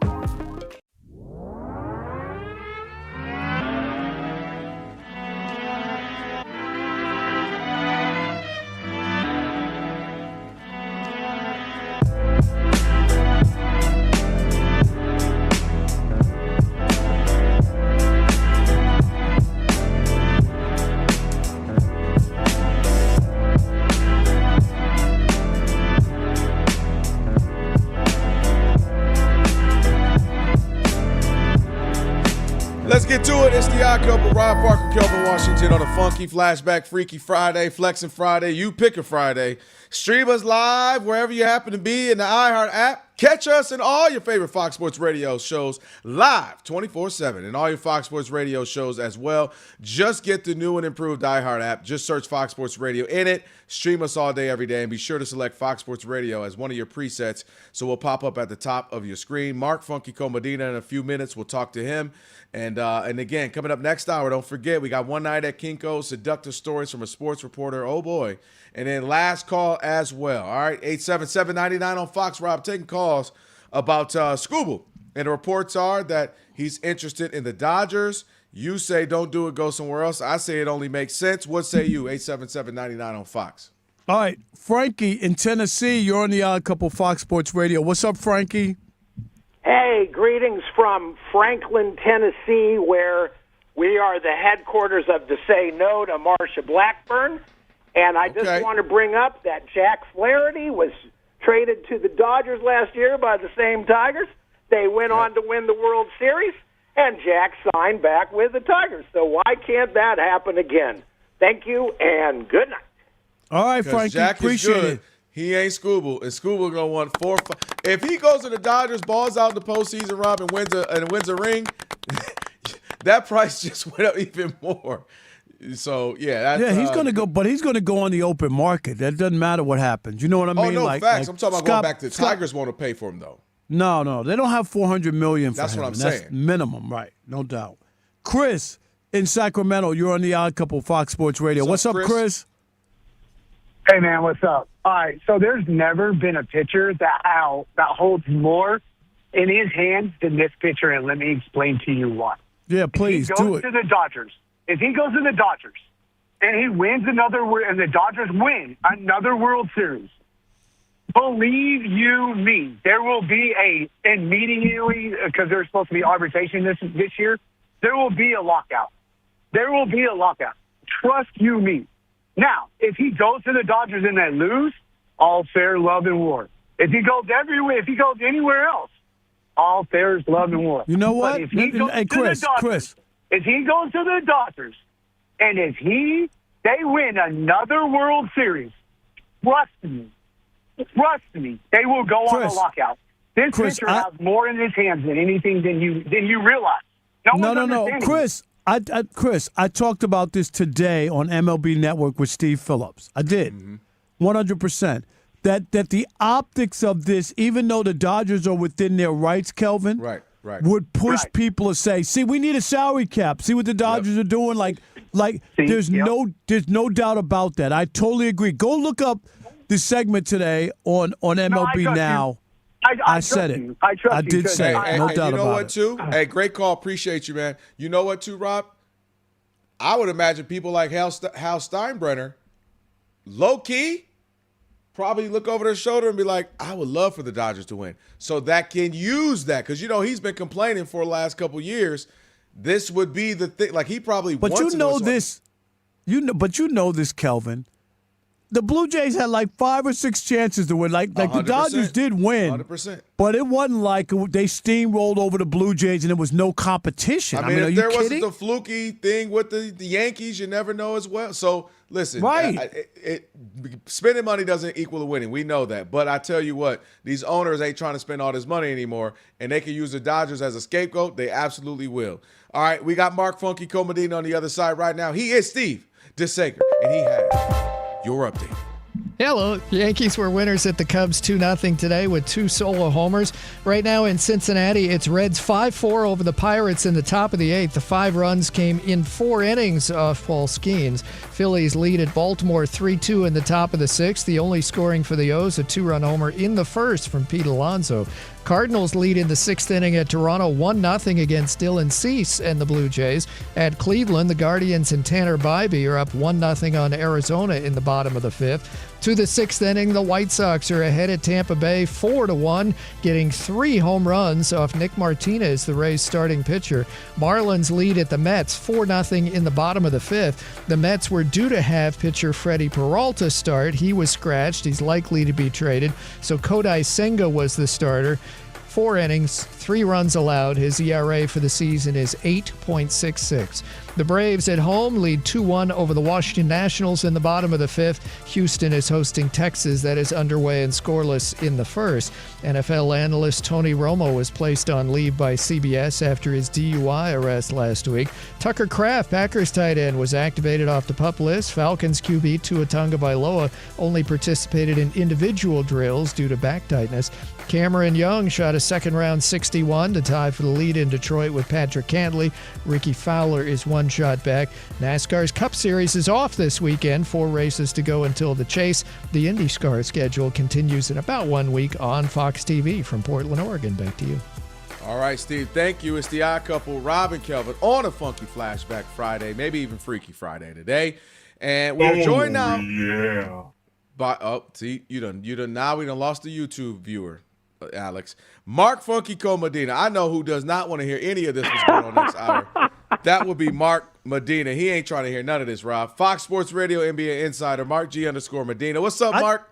Mark, what's Kelvin, happening? Rob, hey, I heard your LeBron GOAT joke earlier this week, and I can tell you I did not laugh the way that clip suggests. What? You didn't laugh at it? No? Wow. It was a groan. It was a groan. No, but it fit perfectly, though. That clip, we got 1.1 million views. That laugh right in there was perfect. Like that? Yeah, there you go. Wait a minute. That was literally that was too good, Mark. I didn't know which one was the clip. I know, that was really good. Rob, all I can say is if you got a stand-up comedy show, you got to promise you won't bring the recorded track with you. No. I'm going to definitely have you there right in the front row. I mean, are you kidding? You're good.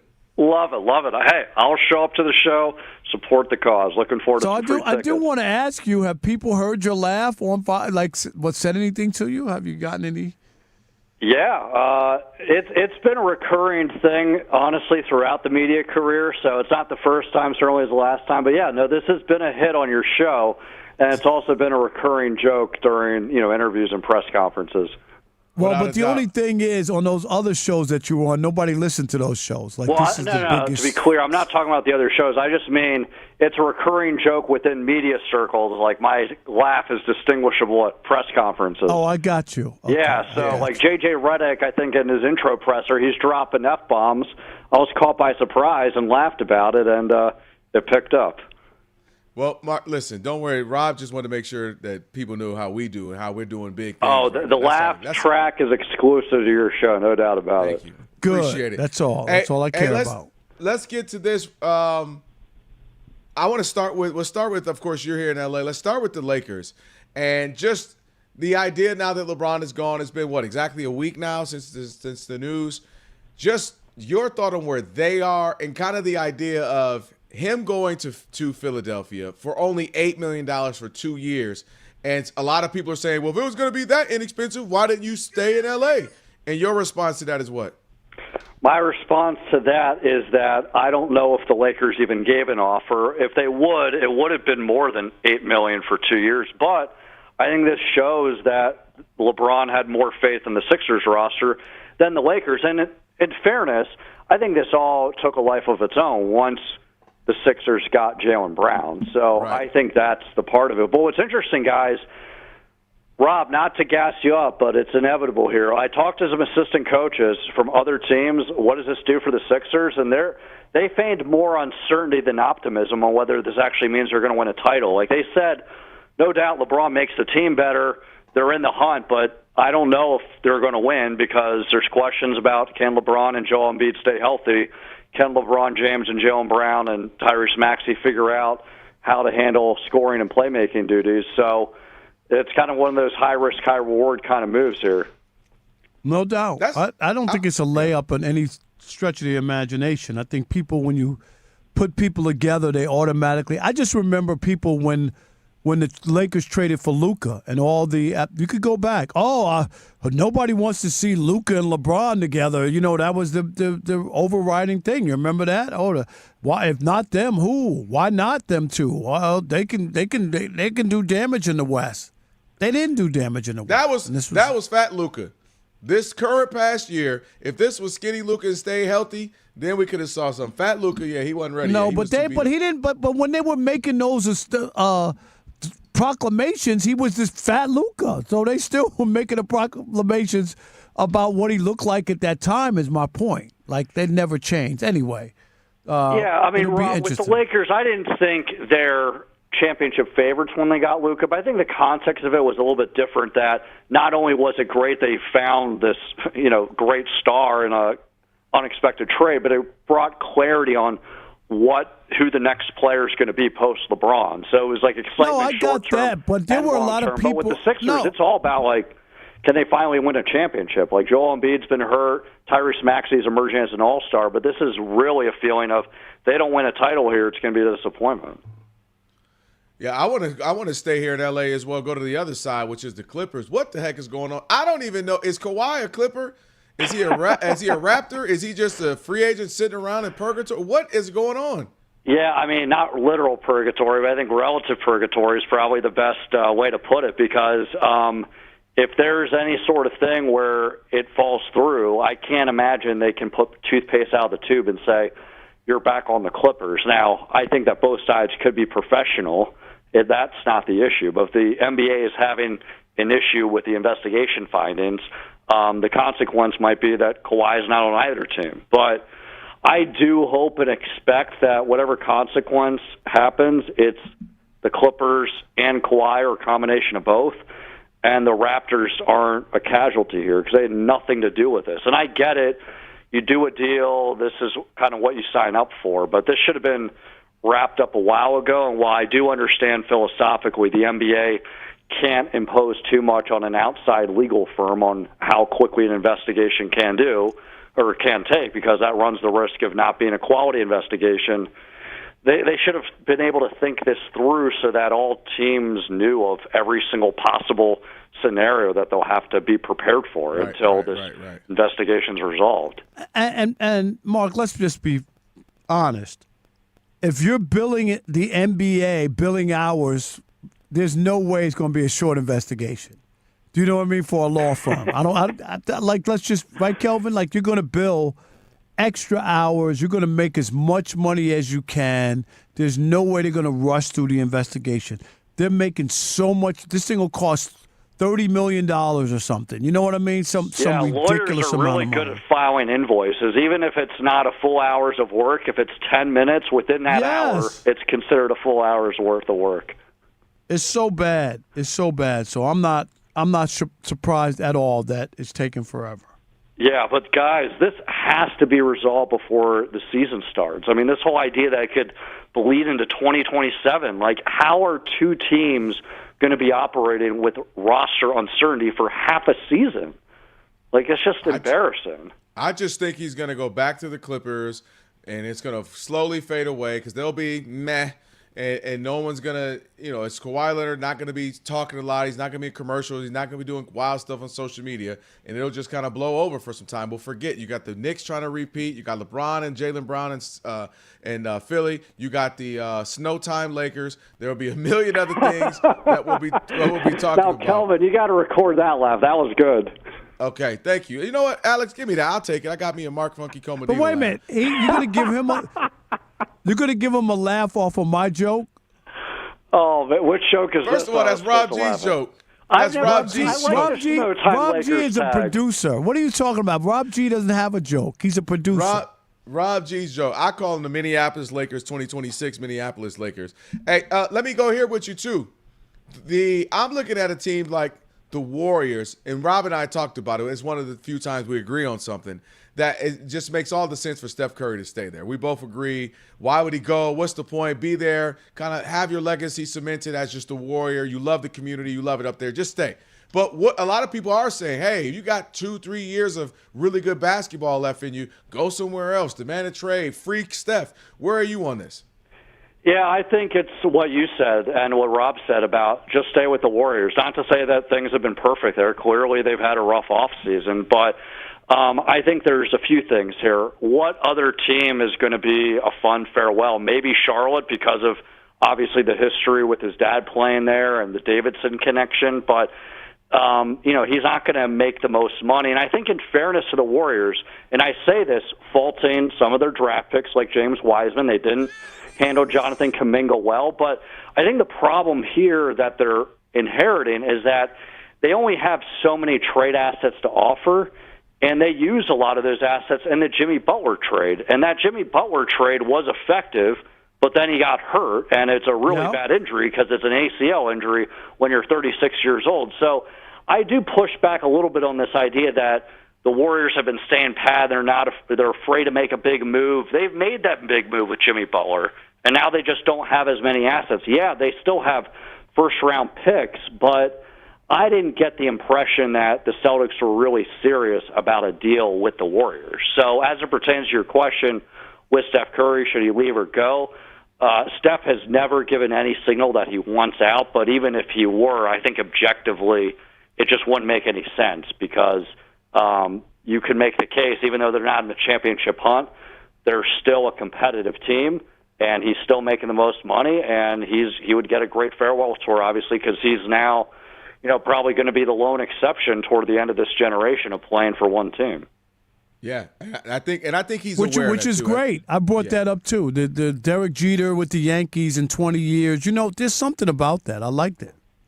Yeah, I mean, not many people have had it, and to be clear, it's not like Steph's always been happy with things, but he's, I think, have had this healthy balance of telling the Warriors he obviously expects them to make win-now moves, but then getting out of the way and letting them do what they want to do.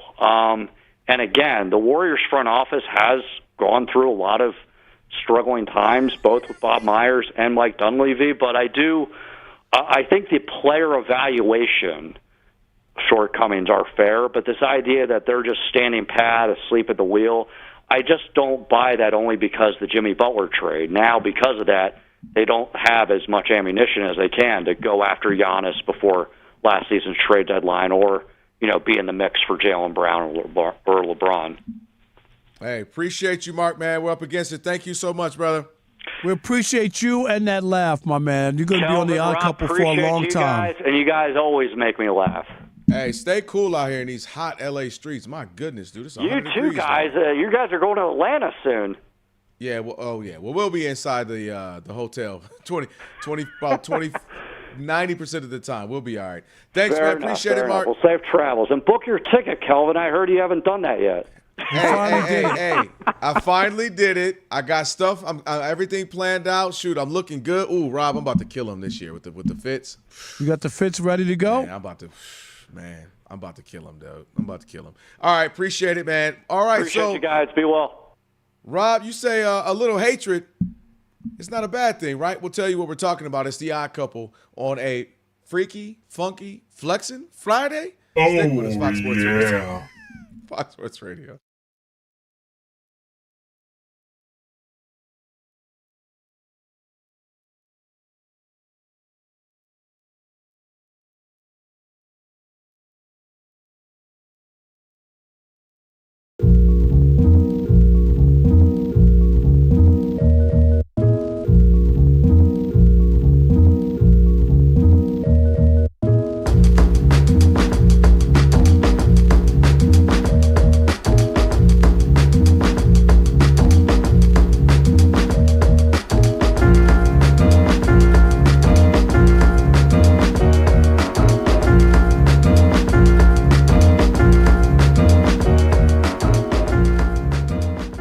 According to Rich Paul, LeBron James made this decision at 1 a.m. in the overnight hours, and it was announced right around, 8:30 a.m. here on the West Coast, 11:30 a.m. Eastern, that he is taking his talents to Philadelphia. LeBron James signing a 2-year veteran minimum contract, put out a statement on social media that reads in part, quote, "This is my last decision. I'm not going for money. I'm not going for family. What am I really playing for at this point? I still want to sacrifice. I still want to work. I still want to grind. I still want to compete to win and have a chance at the feeling of winning another NBA championship." And he believes best place to do that is in Philadelphia. And, okay, I'm going to come clean for the first time in my 40-year career in the media. How's What's that? Well, all right. We waiting on this. I don't trust you, but okay. I'm just going to be honest. I'm going to say that for a long time I've been resisting it, but I think I have to finally, with this decision by LeBron James, I am going to officially declare him as the GOAT. Mm-hmm. Goes on another team, not the greatest of all time. He is the GOAT. Goes on another team. Here is LeBron James at the end of his career, turning into a journeyman who will go anywhere and will work for food, will work for my God. That's where LeBron James is now, where can't stay in L.A. and take a pay cut, right, to stick along with the team, but I'll go anywhere and I'll take a big-time haircut, veterans minimum, to be a third or fourth option where all the other guys who are there, Jaylen Brown, right? You got Maxey, you got Embiid. Like, there are people there. Like, it's not just a LeBron story, no matter what happens there, obviously. So it's kind of weird to see that this is where LeBron is going to end it. LeBron, is it really a surprise? No. There was a BS story about, it's about the family and this and that. Philadelphia is not about the family. Not at all. That part, that shocked me a little bit more. That story didn't make any sense, okay? Because he could have stayed here. I'm pretty sure with the Lakers for $4 million. I'm pretty sure that they would say, all right, we'll take you for $4 million, not for $50 million. And then the whole idea is that LeBron is officially, and I guess it's always been the case, just a ring chaser. He's the ultimate ring chaser, and you got to look at it and go, how? It's just pathetic. And it's pathetic from this standpoint, Kelvin. I'm serious. Mm-hmm. Even if they win, just say they win. It's not going to be because of LeBron. There's going to be because of other players on that team as well. Sure, they'll say, hey, LeBron, we got a part of this again. But it's just not going to feel the same or change people's minds, because I think people are going to look at it and just say, LeBron was just looking at high and low to try to secure another ring, to try to convince people. Because here's the thing, and this is out of New York. Craig Carton from WFAN in New York, he's reporting on his radio show, Kelvin, that he went to the New York Knicks. And they said, thank you, but no thank you. That they turned down LeBron, and Philadelphia's his second choice.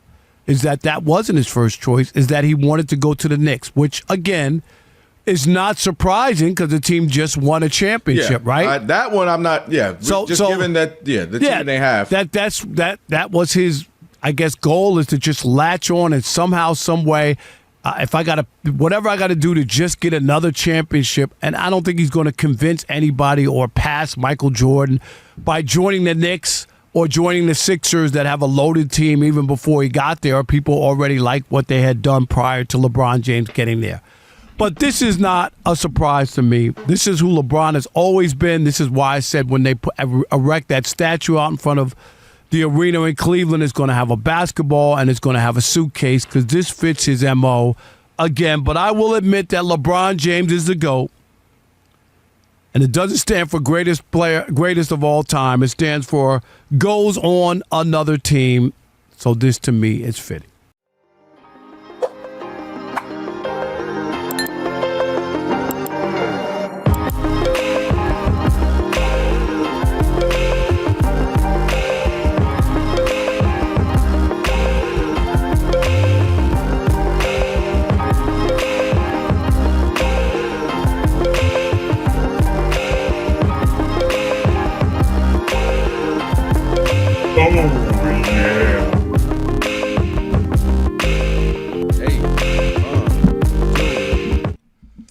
It's your boys. He's Rob. I'm Kelvin. We are the Odd Couple on a funky flashback Freaky Friday. Big shout out to Mark Medina. Just joined us. Mark G _ Medina. Give him a follow when you can. Still a lot to get to. Shaq had some stuff to say Interesting. I thought about him and his relationship in LA. We'll tell you about that next hour. Plus, we'll also have one night at Kinko's as well. The debut of that, the debut. So that's coming up as well next hour. So a whole lot to get to on this Funky Flashback Friday. By the way, it's time to get your financial portfolio game ready. With Webull, get powerful investing tools and real-time data all in one platform. Get started by downloading the Webull app today or visiting Webull.com. Webull Financial LLC, member SIPC, FINRA. Investing involves risk. And for more information, visit Webull.com/disclosures. Rob G, Kyle Whittingham, now Michigan head coach, talking about the rivalry with one Ohio State. Yes, sir. They're calling it the single greatest rivalry in all of sports, not just college. Not only because the two teams are great, but because the two sides and their fan bases genuinely hate each other. Talking about Michigan and Ohio State. Just don't tell that to new head coach Kyle Whittingham. Take a listen. I just think that a rivalry can be intense and emotional without the hatred factor of it. I don't think there's any place for that personally. I think Ryan Day's a good person. And to sit here and say I hate Ryan Day, I'd be making crap up, because that's not true. All right, he's already lost Ann Arbor. He's done. I mean, you better start winning quickly, because if you don't, what is he talking about? Can I give you one of the greatest quotes I ever heard from a coach for a rivalry? You ready for this? Let me hear it. This is Woody Hayes, of course, the legendary Ohio State coach. Infamous. Okay, and this is what he said after running up a 50-14 lead against Michigan in 1968. When asked why he went for a 2-point conversion late in the game. Did I hear the score, 50-14? Yeah. Why? They asked Woody Hayes, why did he go for a 2-point conversion late in the game? And he said, because I couldn't go for 3. I mean, that's what I'm talking about. Kelvin, Oh, yeah. And, listen. There was an intense, heated rivalry. Come on. You grew up in Ann Arbor. You like your coach talking about, oh, well, I like Ryan Day. Because I think he's separate. Yeah, he's missing, nobody expects him to literally hate Ryan Day. But if he came in with that animosity, hey, Ryan Day's a good dude, but we're trying to crack his head every single year. That's what you want to hear, Was it Jim Harbaugh or was it Ryan Day who counted down the days before they beat Michigan or beat Ohio? Do you remember that? Each coach does that. Yeah, that's like a thing. When they get hired, but here is the day where we're going to beat Ohio State or where we're going to beat Michigan. That's a real thing. And Rob G said it. We were on the phone earlier. I told him, I said, dude, I think this might be the biggest rivalry in all of sports. I mean, you got Lakers, Celtics, but I don't know if it's hidden quite like it used to. You got Duke, North Carolina. Yeah. I'll give you that. And Yankees, Red Sox. Yankees. Yeah. So it's right up in there. If you want to say one, it's tomato, but it's right there at the top. And it's a lot of vitriol. You got obviously close proximity right there, just above, sitting on top of each other, the states, and a lot of Ohio players.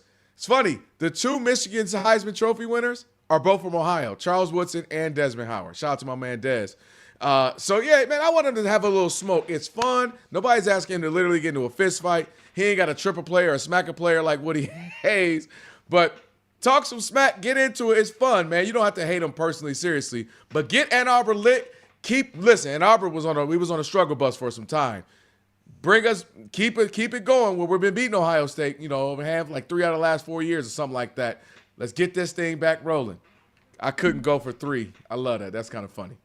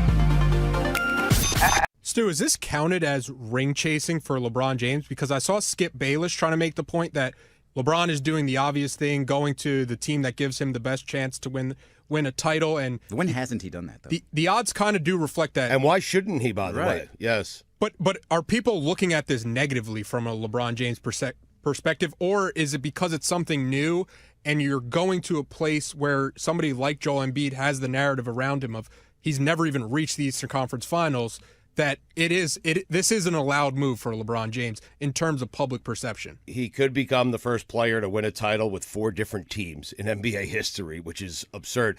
I don't view it as ring chasing. In fact, I view it as the only thing LeBron should be caring about at this point of his life and his career is trying to tack on a 5th and 6th ring, regardless of what he said in the past. And I think with that in mind, he chose the absolute right team. This was unexpected. It was unexpected that Philadelphia would be a team that would be so attractive to LeBron James that he would actually choose to not go to Golden State, to not go to Miami, to not go home to Cleveland, that he would choose to go to Philadelphia, a place he's never lived in before, because he wants to finish off his career there. Why? He has a chance at winning number 5. And if he wins number 5, then he has a chance at winning number 6. And the question is, if he somehow gets to 6 with back-to-back championships and he has a player option for a 3rd year, does he end it with back-to-backs, or does he try to surpass Jordan and win a 7th ring? Huh? Just a quick clarification. You said it was an unexpected move. I just wanted to point out you expected it, though. No, but it was unexpected that this team would be that attractive. You had it. Yes. You had it from the jump. I had it, yes. Of Well, course it did. here's my thing on that. Thank you. LeBron's no dummy. He knows that if he wins even 2 more rings as the 3rd option on a Philly team, that people aren't going to hold it up at the same level as Michael Jordan. So I don't think he is, quote-unquote, ring chasing to chase a ghost. I think he is championship contender chasing so that he has that feeling again. Because think about the last few years with the Lakers. He didn't get to the finals, right? Since 2020. Right. And so that's the longest gap he's had since he started his career of not getting to the championship round. So not only does he have that opportunity at the end where it's what matters to him the most, where he said, I'm not going for family, which is wild to say out loud. But well, his family didn't want to be in Philadelphia. Right.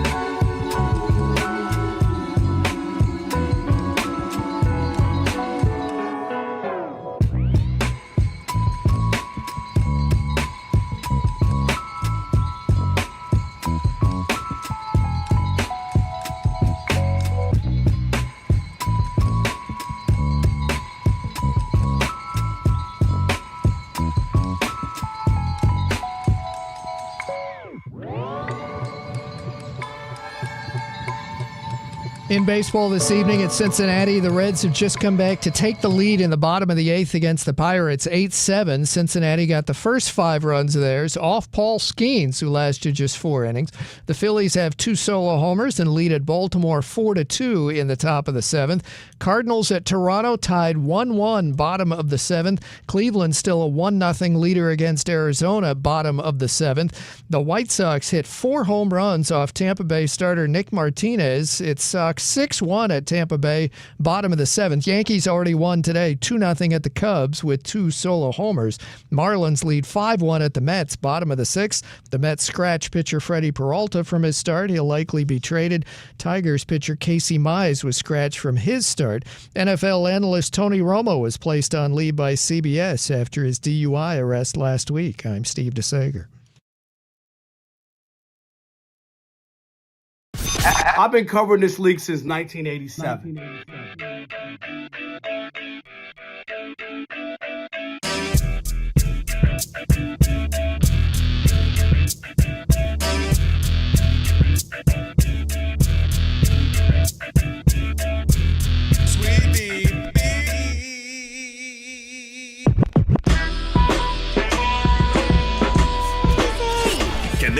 sports writer and this sports fan share a radio show without driving each other crazy. Now, live from the Fox Sports Radio studios, here's Fox Sports Radio's Odd Couple, Rob Parker and Kelvin Washington. Number 3. Number We've finally 3. gotten here. Oh, my goodness gracious. It is the Odd Couple, Rob Parker, Kelvin Washington, on a funky Flashback Friday, on a Freaky Friday, on a creepy, freaky Friday, depending on how this thing lands.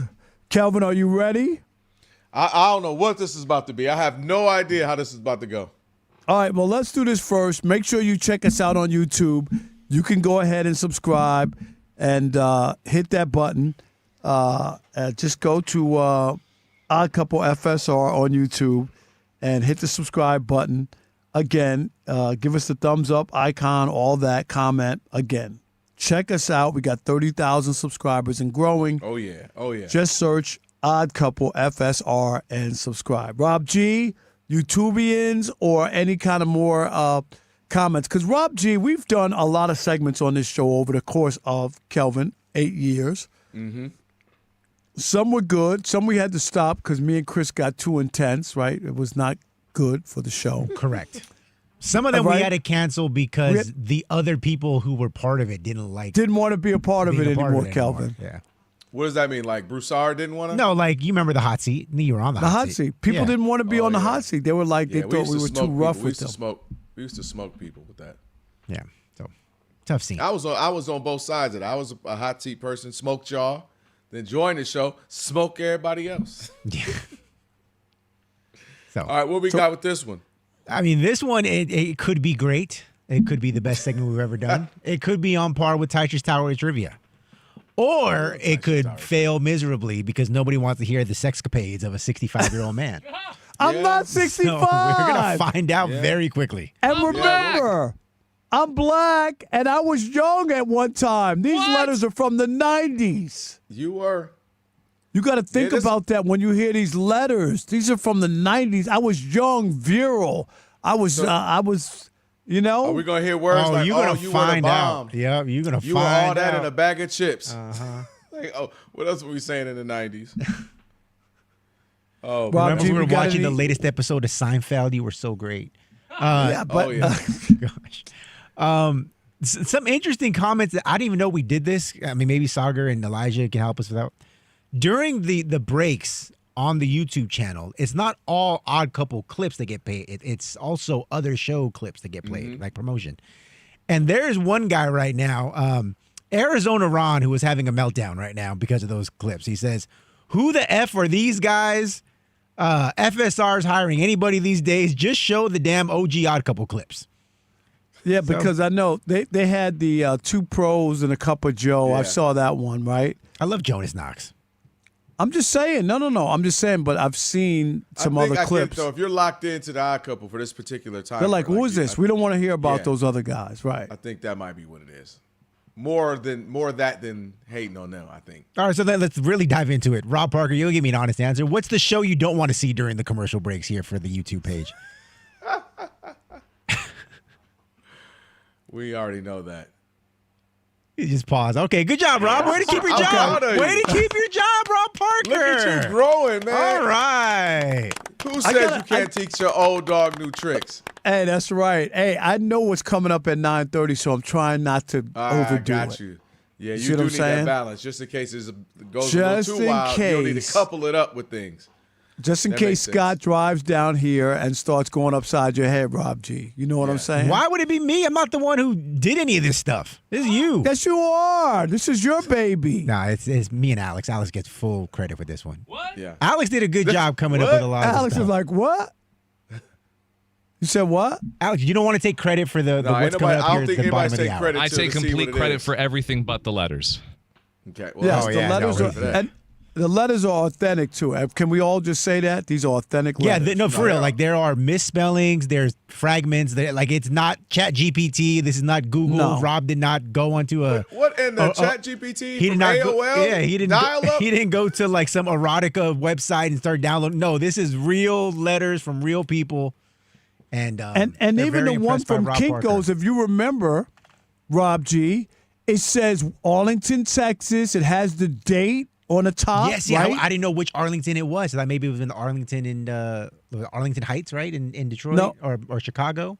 No. There's Arlington. There's Arlington and Virginia and Yep. Arlington and See? Chicago. So There's a number. Now we know it's Arlington in Texas. That's going to narrow down if you're looking for the woman who wrote this letter. Oh, God. What did I say? What did I just do? Yeah, what did you just do? You called now. Wait a She minute, knows for sure it's her letter. Wait a minute. I just got a text. Unless it could be somebody else, though. Rob thought I was the only one sending you Kinko letters. Who else was sending you? I lived in Detroit. Who was in Arlington? All right. Shoot. So yeah, be on the lookout. Bottom of the hour, the debut of One Night at Kinko's. Better off. One night only. They butt. Come on, Rob. Seductive stories from a sports reporter. Hot and heavy since 1987. All right. Let's keep it moving, though, because we got plenty of time to get to that. Big snooze in the NBA. Well, not really news, but interesting comments coming out of the association.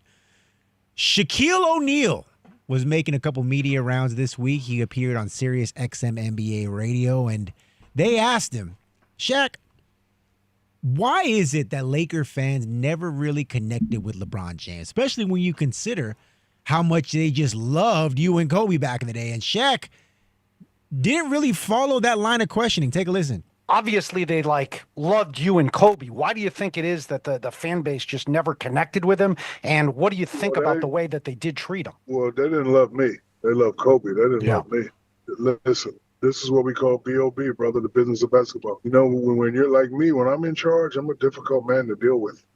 Everything has to be done my way. And sometimes people don't agree with that. And, so when they get you up out of there, it's like, So I could kind of understand both sides.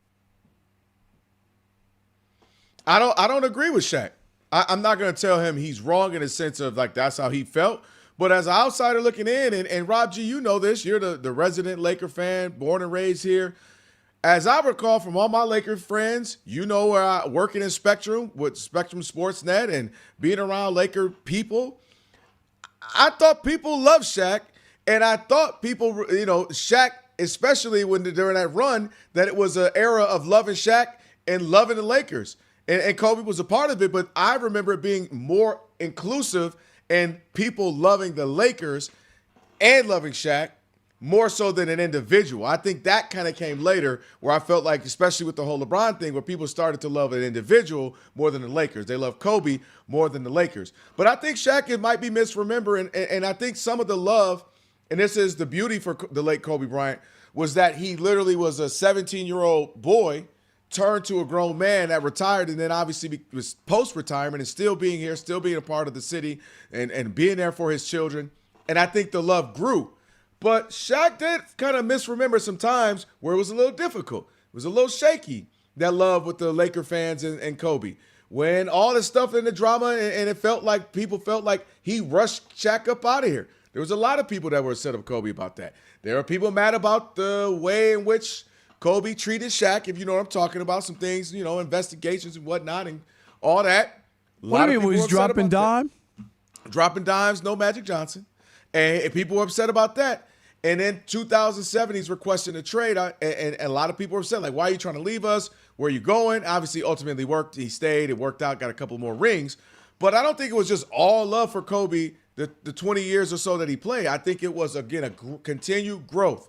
But they saw him young, learning, airball in Utah, gets better. They start winning rings. The whole Shaqing thing kind of split the Laker fans up a little bit. You Shaq fan, it's almost like Dame Dash and Jay-Z when they split the rock. A lot of people, all right, I'm going with Dame. A lot of people, I'm going with Jay. And I think as it start to heal, as Kobe start to lock in, they start to win again, I think it changed. But I think Shaq, I don't remember ever hearing people say, I hated Shaq. Now, I think people got annoyed at his antics of not being in shape. I think there's some people who got mad and said, man, if he was ever in shape, we might have won a few more, a couple more.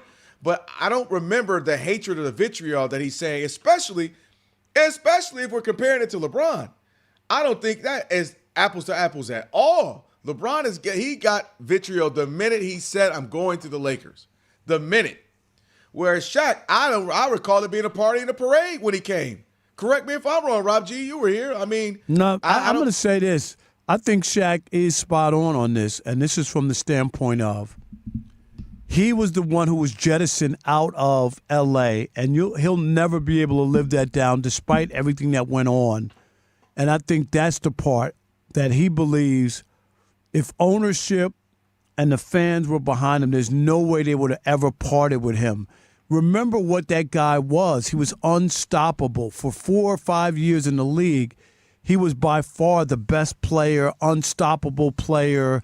You could not do anything against Shaq, right? Other than him maybe missing a couple free throws. He was that dominant. He was unbelievable. His postseason numbers were historic, everything he did.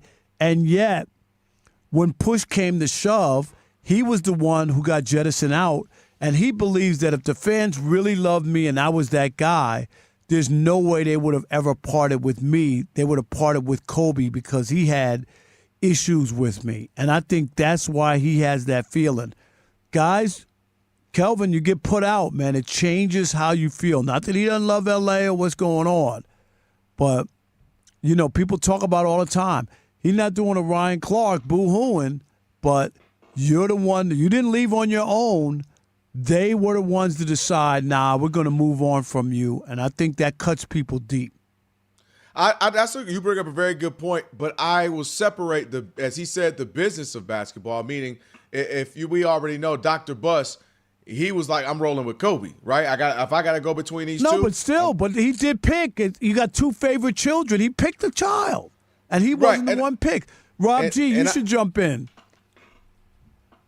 Okay, what's the question? No, just where are you on this? I don't think, I'll just reiterate. I don't think Shaq was nearly as not loved as he thinks he was. I'm not saying there weren't points when him and Shaq and Kobe were friction and maybe some people were like, come on, big fella, get in shape. I don't remember hatred at nearly the same level as LeBron. And Rob brings up a great point. Maybe it's just because he felt they let me go and I'll always remember that. But I don't think from a fan standpoint, because the question was when they asked, why didn't LA accept LeBron like that? I felt like LA for sure accept Shaq.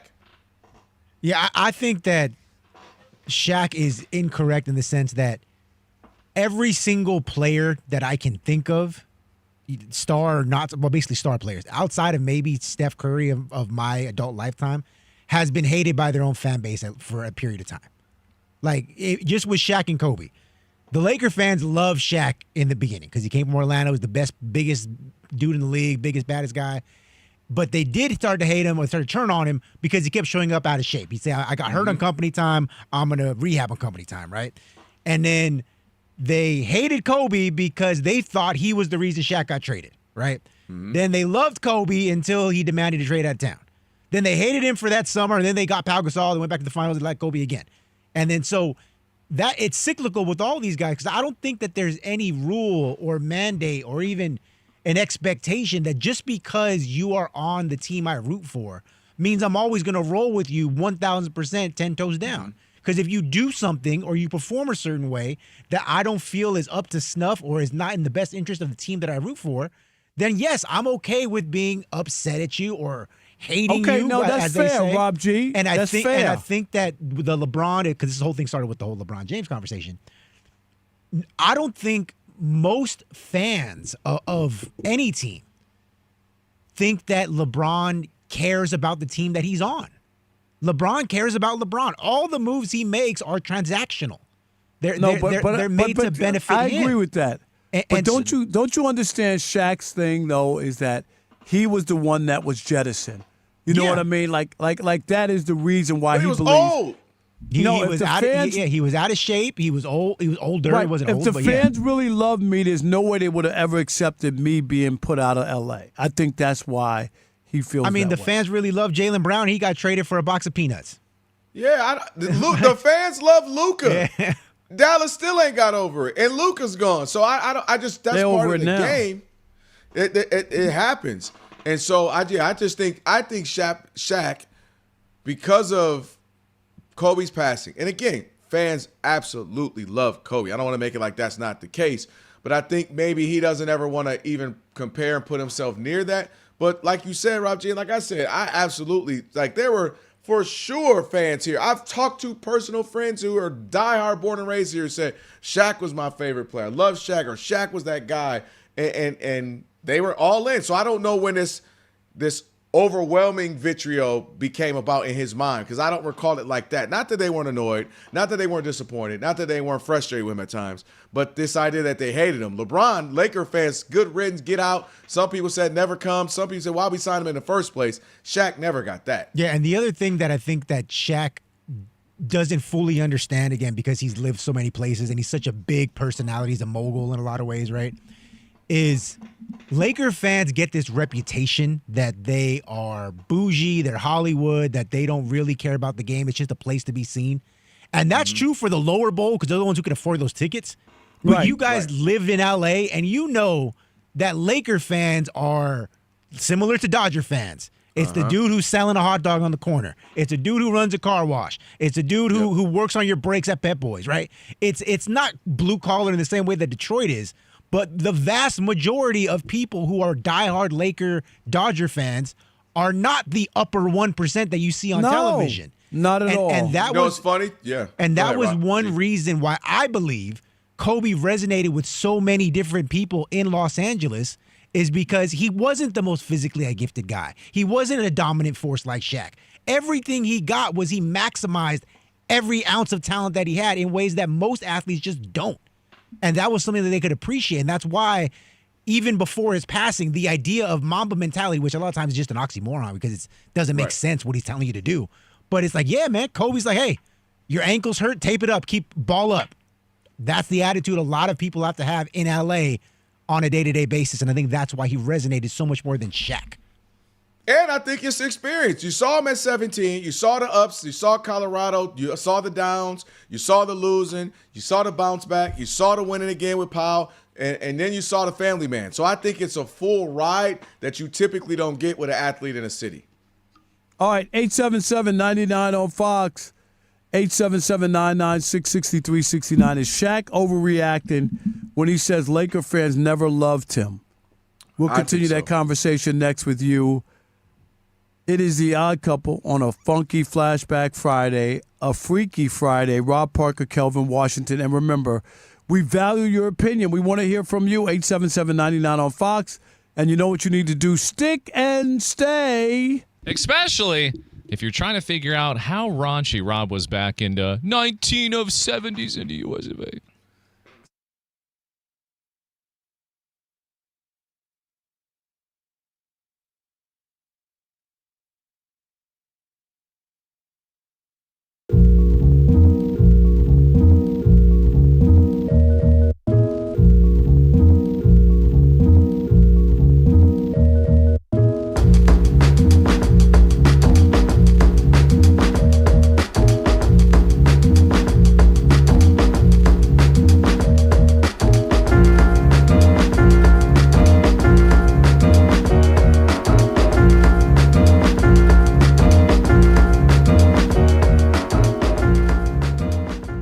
LeBron James taking his talents to Philadelphia. It is a 2-year veteran minimum contract to join forces with Tyrese Maxey and Jaylen Brown and Joel Embiid with the Philadelphia 76ers. So, guys, the obvious question then becomes, when LeBron James makes a move like that to a team like the Sixers, how much pressure is there on him and that team to get it done expeditiously? Oh, all the pressure. All the pressure is on it. And I know LeBron genuinely, let's start it again, generally wins year 2, right? That's how it usually goes for him. You go to Miami, you get to the finals year 1, but you don't win it till year 2. You go to LA, takes year 2. You go, I miss going back to Cleveland year 2. But this is a little different in that this is carved out, Rob G and Rob, where it's ready right now. It's tailor-made. They didn't have to gut the team, right? All right, we had to do all this stuff to get LeBron, and now we don't have anybody else. We got to build this thing up. This is tailor-made for him to win. So where's the right pressure now. then? Where's the pressure?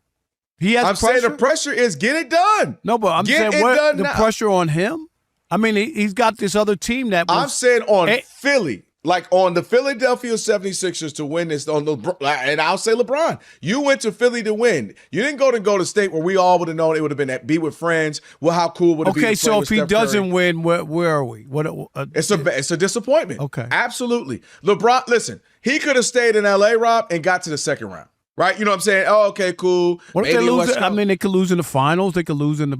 Well, I mean, if you at least you got to the final, I'll give you that. But my point is, it's finals or bust for them. Absolutely. For This is Tom LeBron Brady losing in another finals, I don't think that's good. I really don't. I don't. Right, that's not his goal to lose. But I'm saying you got to get to the finals. Finals or bust. And if you got to look at this as Tom Brady. Tom Brady leaves the Patriots to go to the Bucs to win, to get there to win. He did everything he did. He got Rob Gronkowski. He got Antonio Brown. They had an insane defense, as we all know. They had Mike Evans, had a bunch of talent around them. Let's go win this thing, and they did. And that's how I'm looking at LeBron. You are the glue man. You can make, what do I need to play, the 4 tonight? Okay, cool. Maxi's out. Okay, I'll run the 1 tonight. Who you can do, shoot. Embiid's out. I can play the 5 need be. You're the glue guy.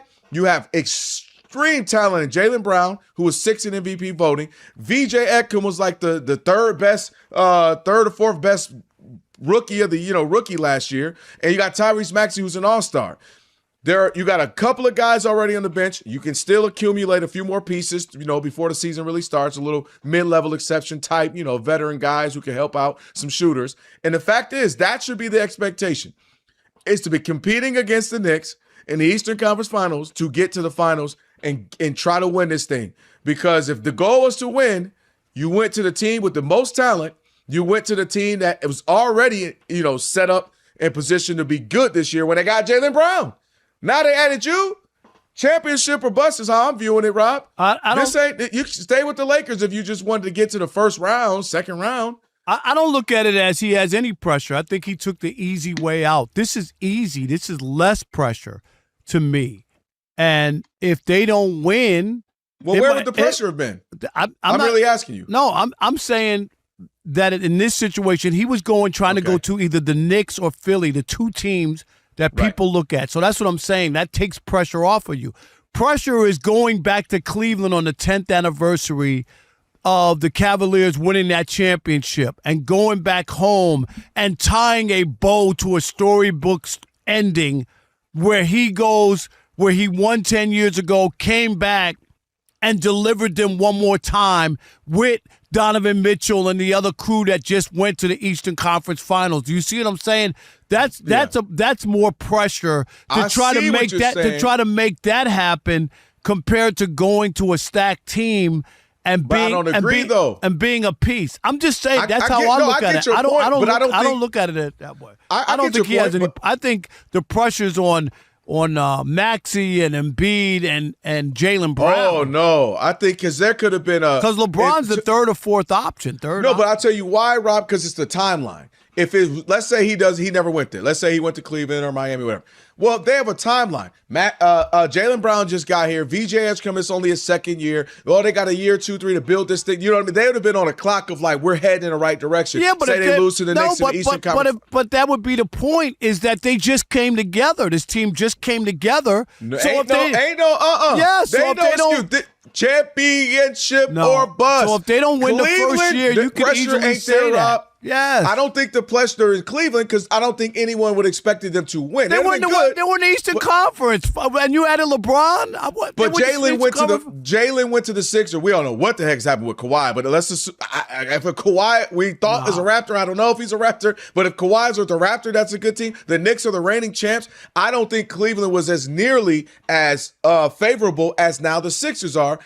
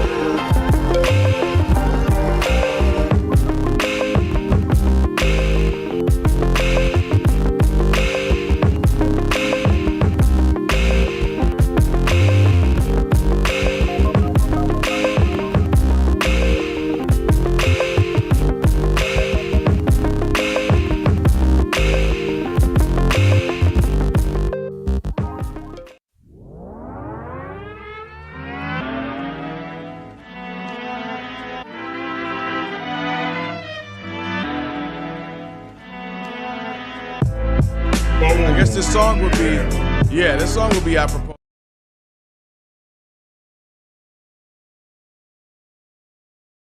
Parker, Kelvin, Washington on a Freaky Friday. One night at Kinko's coming up here in about 4 minutes or so. We'll do that. Stream us live wherever you happen to be in the iHeart app. Catch us in all of our Fox Sports Radio shows live 24/7. And the new and improved iHeart app, just search Fox Sports Radio in the app to stream us live all day, every day. And be sure to select Fox Sports Radio as one of your presets in the iHeart app, so it's always going to pop up there at the top of your screen. And we got last call coming up as well, Rob. So a lot to get to in the next 30 minutes or so. Let's take some calls. Shaq said that he thinks Laker fans didn't love him. They're just similar how they didn't love LeBron. I don't agree. I think they did. Where are you at? 877-99 on Fox. Walter in Orlando. You're on the Odd Couple Fox Sports Radio. What's up, Walter? Good evening, y'all. I just get tired of hearing about Shaq's itty-bitty feelings. You know, he was jealous of Scott Skiles when he was here in Orlando. Then he was jealous of Penny Hardaway and little Penny. And then he, hauled back as soon as he could and stabbed us in the back to leave. But we're supposed to worry about, they don't love me. Please. Okay? Right. I hear you. All right. I get it. Hey, Walter, you make a case. And, he didn't like the Penny Hardaway and was getting too much attention and little Penny and all that. He admits it. Shaq has admitted that he was a little jealous of all that love that it was happening. And maybe that's what Shaq was mistaken. Maybe he meant they didn't love me in Orlando. Not L.A. Maybe he was mistaken. Guys, we don't have time for this whole segment, to be a full discussion, but just off of that conversation, do you think that is one of the reasons why Shaq empathizes with LeBron so much, because they are both very similar in that regard, where they got to be the center of attention? They don't like sharing. They feel like they are, in their eyes, the greatest thing ever, the most dominant and thing maybe ever. They've never been treated that way. They've you never know what I'm felt saying? like they've got the kind of credit or adulation that they feel like they deserve. Because you know what? I'm going to say this. What LeBron said after he won that championship, and he talked about, give me my credit. I want my respect too. I Give want me my dang respect, whatever. Yeah, like that was so telling. Do you know what I mean? For as much as he had already accomplished, that he really felt like he had been slighted, like that. I'm gonna add to your points. I think you're right. I think both of them are guys that pay attention to what's being said about them. I don't think Kobe Bryant cared. Not that he didn't hear. Sometimes you can't avoid things, but I genuinely think I don't care. I'm locked in. And I think Shaq and Kobe, like other people, they're a little sensitive. They hear stuff. Shaq, listen, we watched the show with him, Ernie Chuck, and if it gets to, you don't have any rings, and he gets to those little things, and Shaq can be a little sensitive at times. So absolutely, I believe that LeBron and him, they hear outside noise more. All right. On the other side, it is that time for One Night at Kinko's. Seductive stories from a sports reporter. That is after it's the day but. The day but. Steve DeSager now. NFL analyst Tony Romo was placed on leave by CBS today after his DUI arrest last week. Tight end Tucker Kraft of the Packers was activated off the PUP list. Quarterback Tua Tagovailoa, now with the Falcons, only participated in individual drills today due to back tightness. Former Saints Pro Bowl offensive lineman Andrus Peat retired. Ex-wide receiver DeAndre Hopkins was hired as an assistant at Georgia Tech. Cameron Young shot a second-round 61 to tie for the golf lead in Detroit. As for Major League Baseball, the trade deadline is coming up, and the Detroit Tigers pitcher Casey Mize, who was due to start tonight, was scratched. Trade deadline Monday, August 3rd. The Mets scratch pitcher Freddie Peralta from his start tonight. He'll likely be traded. Baltimore has taken the lead with 4 runs bottom of the 7th. They're up on the Phillies now 6-4. Although for the Phils, slugger Kyle Schwarber has returned after an illness. He is playing tonight, and in fact, he had an early run scored. St. Louis at Toronto is tied 1-1, bottom of the 8th. Blue Jays starter Dylan Cease went 6 innings, 7 strikeouts. Arizona with 4 in the top of the 8th now leads at Cleveland 4-1, games in the bottom of the 8th. To the bottom of the 9th at Tampa Bay, the White Sox still lead 6-1 over the Rays, getting 4 home runs off Tampa Bay starter Nick Martinez. The Yankees today with 2 solo homers, one at the Cubs 2-0. The Marlins 5-2 leaders at the Mets in the bottom of the 8th. In Atlanta, Braves 6-1 over the Nationals in the top of the 8th inning. Houston and Hunter Brown up 3-0 against Texas in the bottom of the 4th inning. Back to you. All right, Steve. Hey, have a great weekend. Appreciate it. It's the Odd Couple, Rob and Kelvin on a Freaky Friday, and it is now time for One Night at Kinko's. Seductive stories from a sports reporter. I have no idea what's about to happen. Girl, when I break you off. Our guy Rob Parker has been breaking back since Moby Dick was a guppy. Oh, God. On the field and off. Come here, Schnookums. Let me show you my backside. Oh, yeah.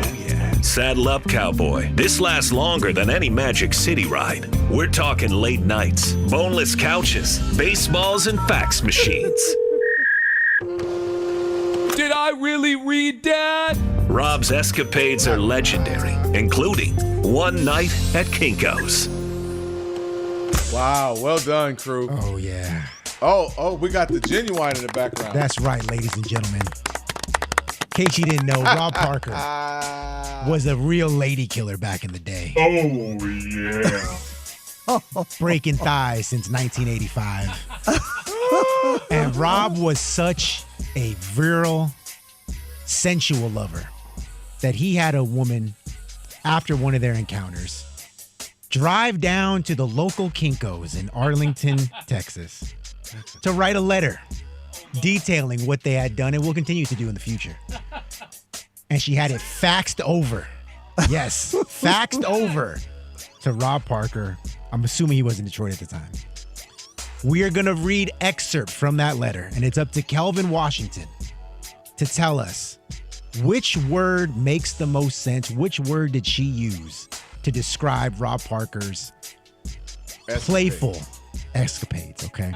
Oh, my. Now, Kelvin, Rob already knows the answer to these questions because, again, he has these letters laminated. Yes, he does. But they're not laminated. Stop it. Copy They're and not laminated in case one ever got lost. Rob's resident fluffer, Alex Teichert, is here in a support capacity if you need it. Okay? Okay. So, Kelvin. Yes. This is a 1,000% not made up line from Okay, one of let's these go. letters. Here we go. I'm locked in. Rob, I will never forget being on top of your blank. Was it A, counter, B, kitchen table, or C, refrigerator? Up on top. Can you be on top of a refrigerator? I mean, would you put him up here 6 foot on a refrigerator? It can't be a refrigerator. Oh, God. Can you make sure, Your Honor, it was on top? I want to make sure I heard that correctly? I will never forget being on top of your blank. Kitchen counter. You're creepy. I will never forget being on top of your refrigerator. Hey, yo. Oh! What? Rob! Rob! How on earth? Hey, yo, Jack. Let me find out you've been in the weight room. Yeah, what? What was you in the weight room in the 90s? Alex. Rob. You never had anybody on top of the refrigerator? I don't have much room on top of my refrigerator, Rob. Hey, not you knocking over the box of cereal and the bread. Oh, God. Rob, you just got to understand I'm so tall. I needed her to be a little higher. Just the logistics of it don't make any sense to me. I don't know how. Can I say this? Yes. I am 6'4", a real 6'4". Do the measurements. Think about it. Well, we got it. It was a mini fridge. I bet it was a mini fridge. That's a good point, Rob G. He is a boneless couch guy. Yeah, he is. So he might have had a mini fridge. Yeah, he is. All I want Rob you to G, know is right. that refrigerator was full blown. Oh, God. Oh, God. Rob G, how does that go? Hey, baby, do me a favor. Step on that counter. I want you to get up there. Yeah, I want you to step on. Hold on, I got a little. Let me go real quick. I'm gonna interrupt the moment. To go I get got this a ladder step real stool quick. for you. Just get up there. Let me go get this Kelvin, ladder. Rob G, it makes sense why the fridge is always empty because he's putting things on top. That's big There facts. you go. There you go. Touché. There you go. All right, here we go. Line number 2 from One Night at King goes Rob Parker's sexcapades back in the day. Oh, God. Counter. Rob, I've been thinking about you a lot. Some thoughts sexual. Oh, God. Most of them blank.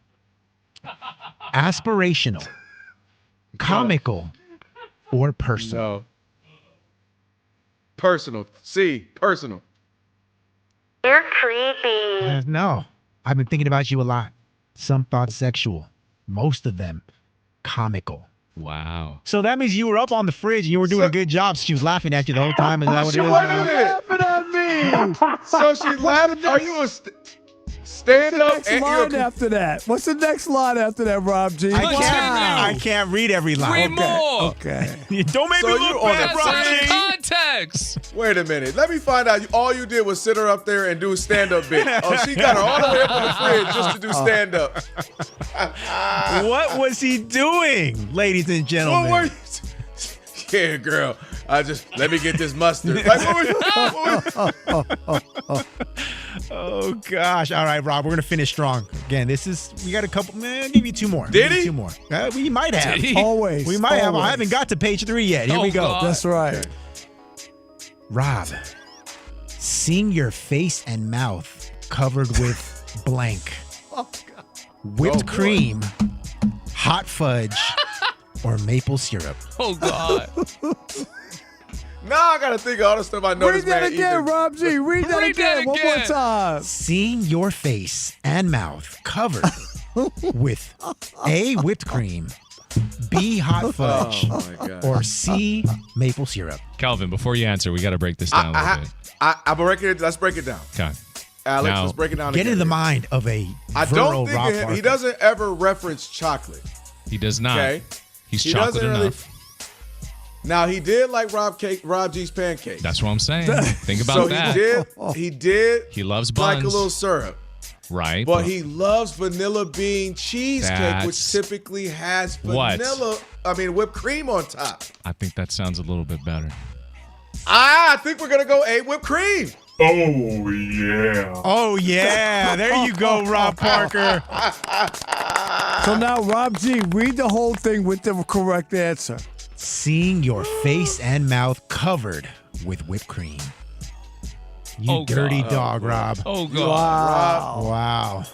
But Rob G, Is that why she when was you laughing? do the- Is that why it was so comical? Listen, you took it out of my Rob G. When I do the math on all the answers, he sat her up there to get a good seat to his comedy stand-up where he was a clown and put whipped cream over his face. I just had It all a whipped makes cream. sense. I had a whipped cream mustache. That's all I want you to know. Oh, God. Okay, Oh, thanks, God. All right, Rob. we got time for one Okay. more. Again, All right. we're going to have at least 3 segments of this during this month of August coming up. Because Allegedly. there is a lot of content to choose from, ladies and gentlemen. Let me tell you. One night at Kinko, seductive stories Hey, from you, a sports Rob G, reporter. Rob G, and Rob Parker, and Alex, you got to give me some credit for the deductive reasoning. That was weirdly That well was done. good by you. That was I a good thought No, job. to that the makes whip- I was sense like, because you know vanilla I'm all bean. about the vanilla bean cheesecake. Oh, all yeah. about. Oh, Right, God. Alex, you Yeah. too. Oh, You love God. And America, Odd Couple listeners, Fox Sports Radio fans, I cannot stress this enough. We are not making this up. These No, are we are real lines from a letter that was faxed, might I tell you. Someone had to review the letter before it got sent out to Rob Parker That is the because she best was part. so impressed with what he did back in the day. Well, remember, she didn't want to, put that on snail mail. You know what I mean? Yeah, she 'cause needed. I me think to I'd get rather that do. ASAP. He needed it ASAP. Dude, but He the had fax to is know. crazier because and I know you cheat. You had her fax it to the newsroom. He wanted everyone to see it. Okay, here we go. Last one. Rob, don't tell me that you're not a blank. Wow. A, stallion. B, machine.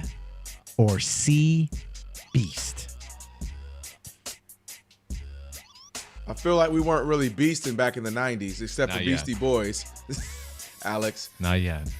Stallion. Mm. I'm going machine.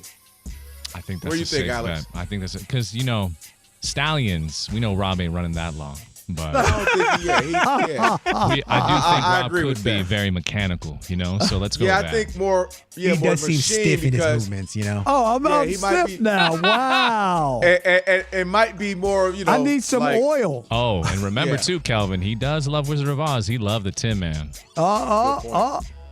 Good point. We're going B, machine. Oh, yeah. Oh, yeah. Don't tell me you're not a machine. Look at I'm you, on fire Rob. Look at I'm you. on fire now. What? Unbelievable. my That letter, I'm gosh. going to say this, to be honest. Reading back over the letters, which I haven't read in, I don't know, Oh, 20 God. or 30 years. 3 hours.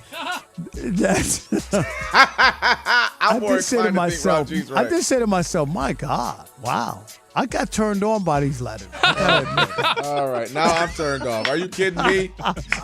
Alex, I got turned on by the letters. I was like, wow. Hey, Rob, we mop daily. Don't forget. That's right. Oh, I did that. The Odd Couple, we mop daily, especially Friday nights. Oh, Lord. The last hour. The worst part about this, Rob G, is we know Rob. He can't end this here. Like, he's going to be thinking of other things. I'm going to turn it into an animated series. Like, you know him. His brain is going to keep going. I already got one of my buddies. He already texted me. He said, when does the podcast start? That's exactly what he said. Like, see? This could be a podcast. That's what he said. I'm telling you, Rob is on this. Don't call me to voice it. All right. Hey, we want to hear from you. Episode 1 from Kinko's. That's right. Hey, the YouTubians are weighing in hot and heavy. Emphasis on okay, hot. we want to hear this. We Yeah, are Rob going to G. read these comments coming up in the final segment of the show. Yeah. The Odd Couple on a whatever day it is. Man, I Stick with your feel boys. so good. Oh, I'm so Fox good. Sports Radio. Oh, God. I could use a vanilla bean right now. I need some cheesecake.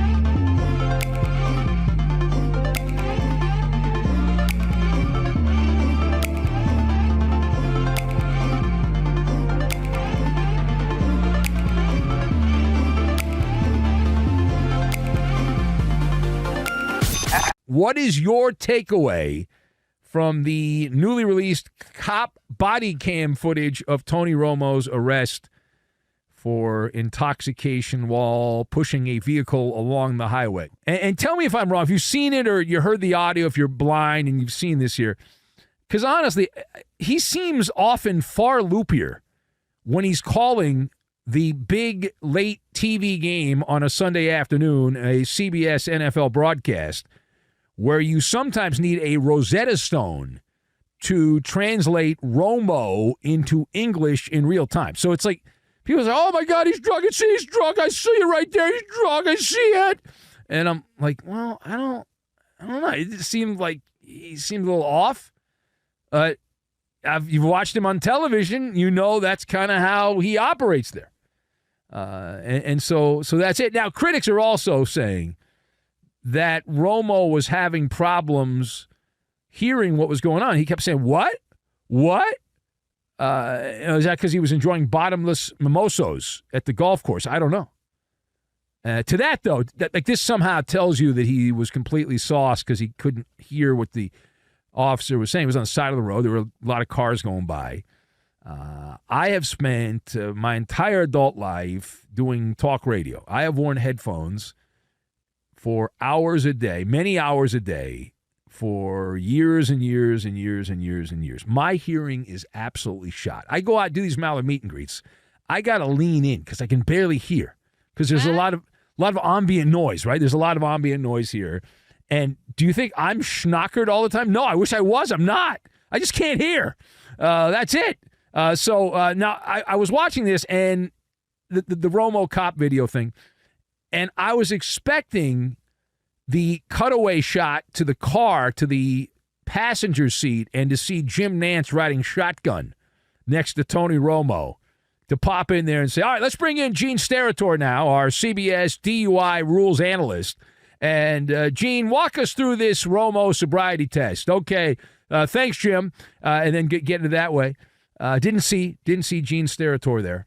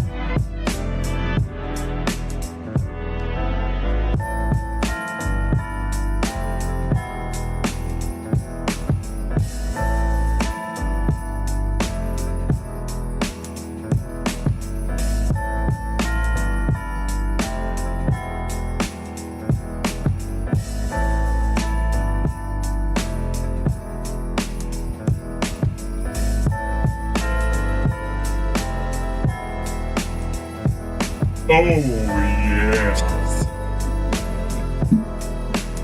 right, my man. What a day. This is a wild show. I don't even know what we talked about today other than that last segment. A couple, Fox Sports Radio. Hey, you know what I say? Well done. What's my man's name? Bob, who does all the voice stuff? The voice of God, Bob. Yeah. And Alex. Ricky. Alex. No, I Alex. know. I'm shouting everybody out. Ricky. Rob G setting up the questions. Rob being strong in the 90s Julian enough to got the put people on deepest refrigerators. Julian with the deep voice. Me going finishing strong, 2 for 2 at the end there, bouncing back. That was well done. You guys are nutso. You know Rob more than you think, I guess. Yeah, probably not exactly was on my bingo card. The fact that you had a deductive reason, I wonder what Rob would have on his mouth there.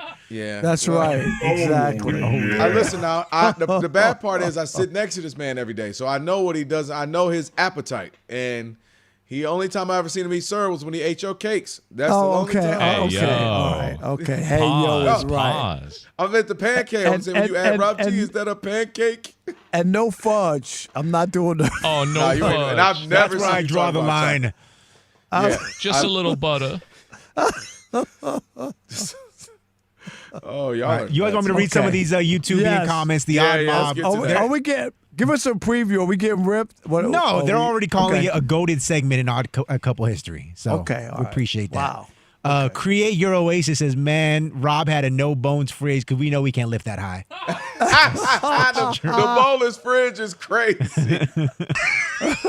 Matt Town Ryan, this is my favorite thing. He just put one word comments. So first he says parkour, because you know how are you going to get it with the refrigerator? Yeah. And then later, pictures. All right, buddy, I don't think you need to see Rob Parker and a Pictures. woman Wanna with see the on the those, refrigerator. yeah. Hey, yo! I don't think we need I'ma to see just that. Rubbed it in their Rob's face word big for it. time. Yeah. Black Suzuki says, if Broussard was here, I don't think we'd want to hear that segment. It'd probably be no. Yeah, no. Nah, he don't want to hear that. I didn't want to hear it. Broussard, stop. Chris, Brew. That's right. Arkansas No, that's Ice says still HR crazy. on line 1. Yeah, I think if we had an HR department still. Yeah, they'd Yes. probably had be HR. on That's that. phased out. Sorry they about might that. have. They might have had to. Zach have a in meeting. Florida said, hey, you know Tony Romo going to replace Rob. Yeah, probably. Probably.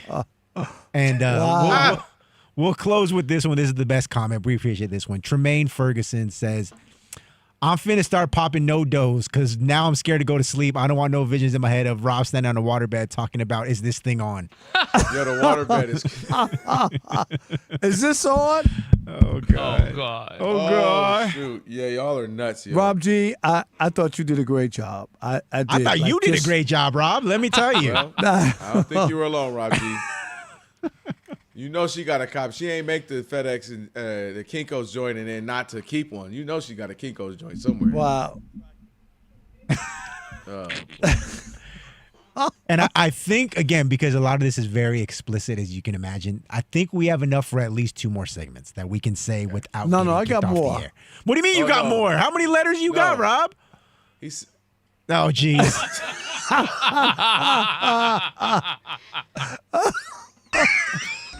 Rob G. Rob G, I Hey, got y'all enough are to put stupid, together yo. a book. Oh, I got enough letters to put together a book. I'm not even kidding you. no, we believe you, but I don't want to do 10 episodes of this. I don't want to. No. Listen, We're I sit doing next to you 4. 3 hours, We're doing 4 5 episodes. days. 4. I can't take no more of that. 4 episodes. Knowing your you're gonna habits. You're going to be off soon, aren't you? Aren't you off? Take off. We got 4. Take off. What we don't need is for this to be a hit and then Rob to be like, you know, Rob G, like Rob Wednesday G, nights. We could just do Wednesday nights at 9:30 The whole Eastern. football All season. football. No.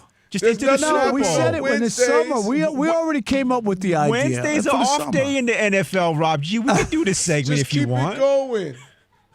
No, you know what? We're going to do away with Inside the Park and we're going to do Outside the Park. That'll be the new podcast. Yeah. No, you Outside mean is it, crazy. on top of the refrigerator. On top The of the new- refrigerator. No, I do need. I ain't gonna lie. I need some of the logistics on that. Like, You tell him off mean, the I air, got- Rob. You can break it down. He'll yeah, draw a picture for What? you. The math ain't Oh, mathing yeah. on that. I'll draw you a picture. Listen, What are you I know talking you about? don't I'm eat 6'4". and you lose weight. That don't. Okay, that has nothing to do with height. That has something to do with strength. Okay, and I ain't seen you do a push-up since I known you. You think I can't put a female on top of a refrigerator? That's a joke. No. Alex, please tell him it's harder than he's making it. Rob, it's pretty hard. No, It I was a get mini that part, fridge. but It we're was a talking mini about the fridge. refrigerator. I still agree with Rob that he was the mini fridge. Rob was living that dorm lifestyle. Even I'm tapping now. out. Yo, I had a that full-blown was wild. apartment. This was my apartment in New York when I was a reporter. What are you talking about? Rob's This was going a to walk regular by his refrigerator. fridge at home and be like, still got it. Still got it. Hey, what's the equivalent to the way he I'm trying to think what could be like 100 pounds that he would pick up. He don't have dog food or nothing. I'm trying to think. What can he pick up? One of those water cooler joints. He goes pick it up, see if he can put it on top of the refrigerator. Oh, God. See if I still got it. Oh, man. All right, my man. Y'all get off my phone, man. I ain't messing with y'all no more. Enjoy the weekends. Are you back Monday? Yeah, I'll be back Sunday in L.A. And tomorrow, the memorial for my friend John Davis, J.D. We're going to lay him to rest and honor him and celebrate his life. So that's why I'm in Detroit. Just don't bring up the Kinkos. The Jason Smith Show with Mike Harmon is coming up next. I never miss your radio show. I never hear it, so I never miss it. Did you hear that?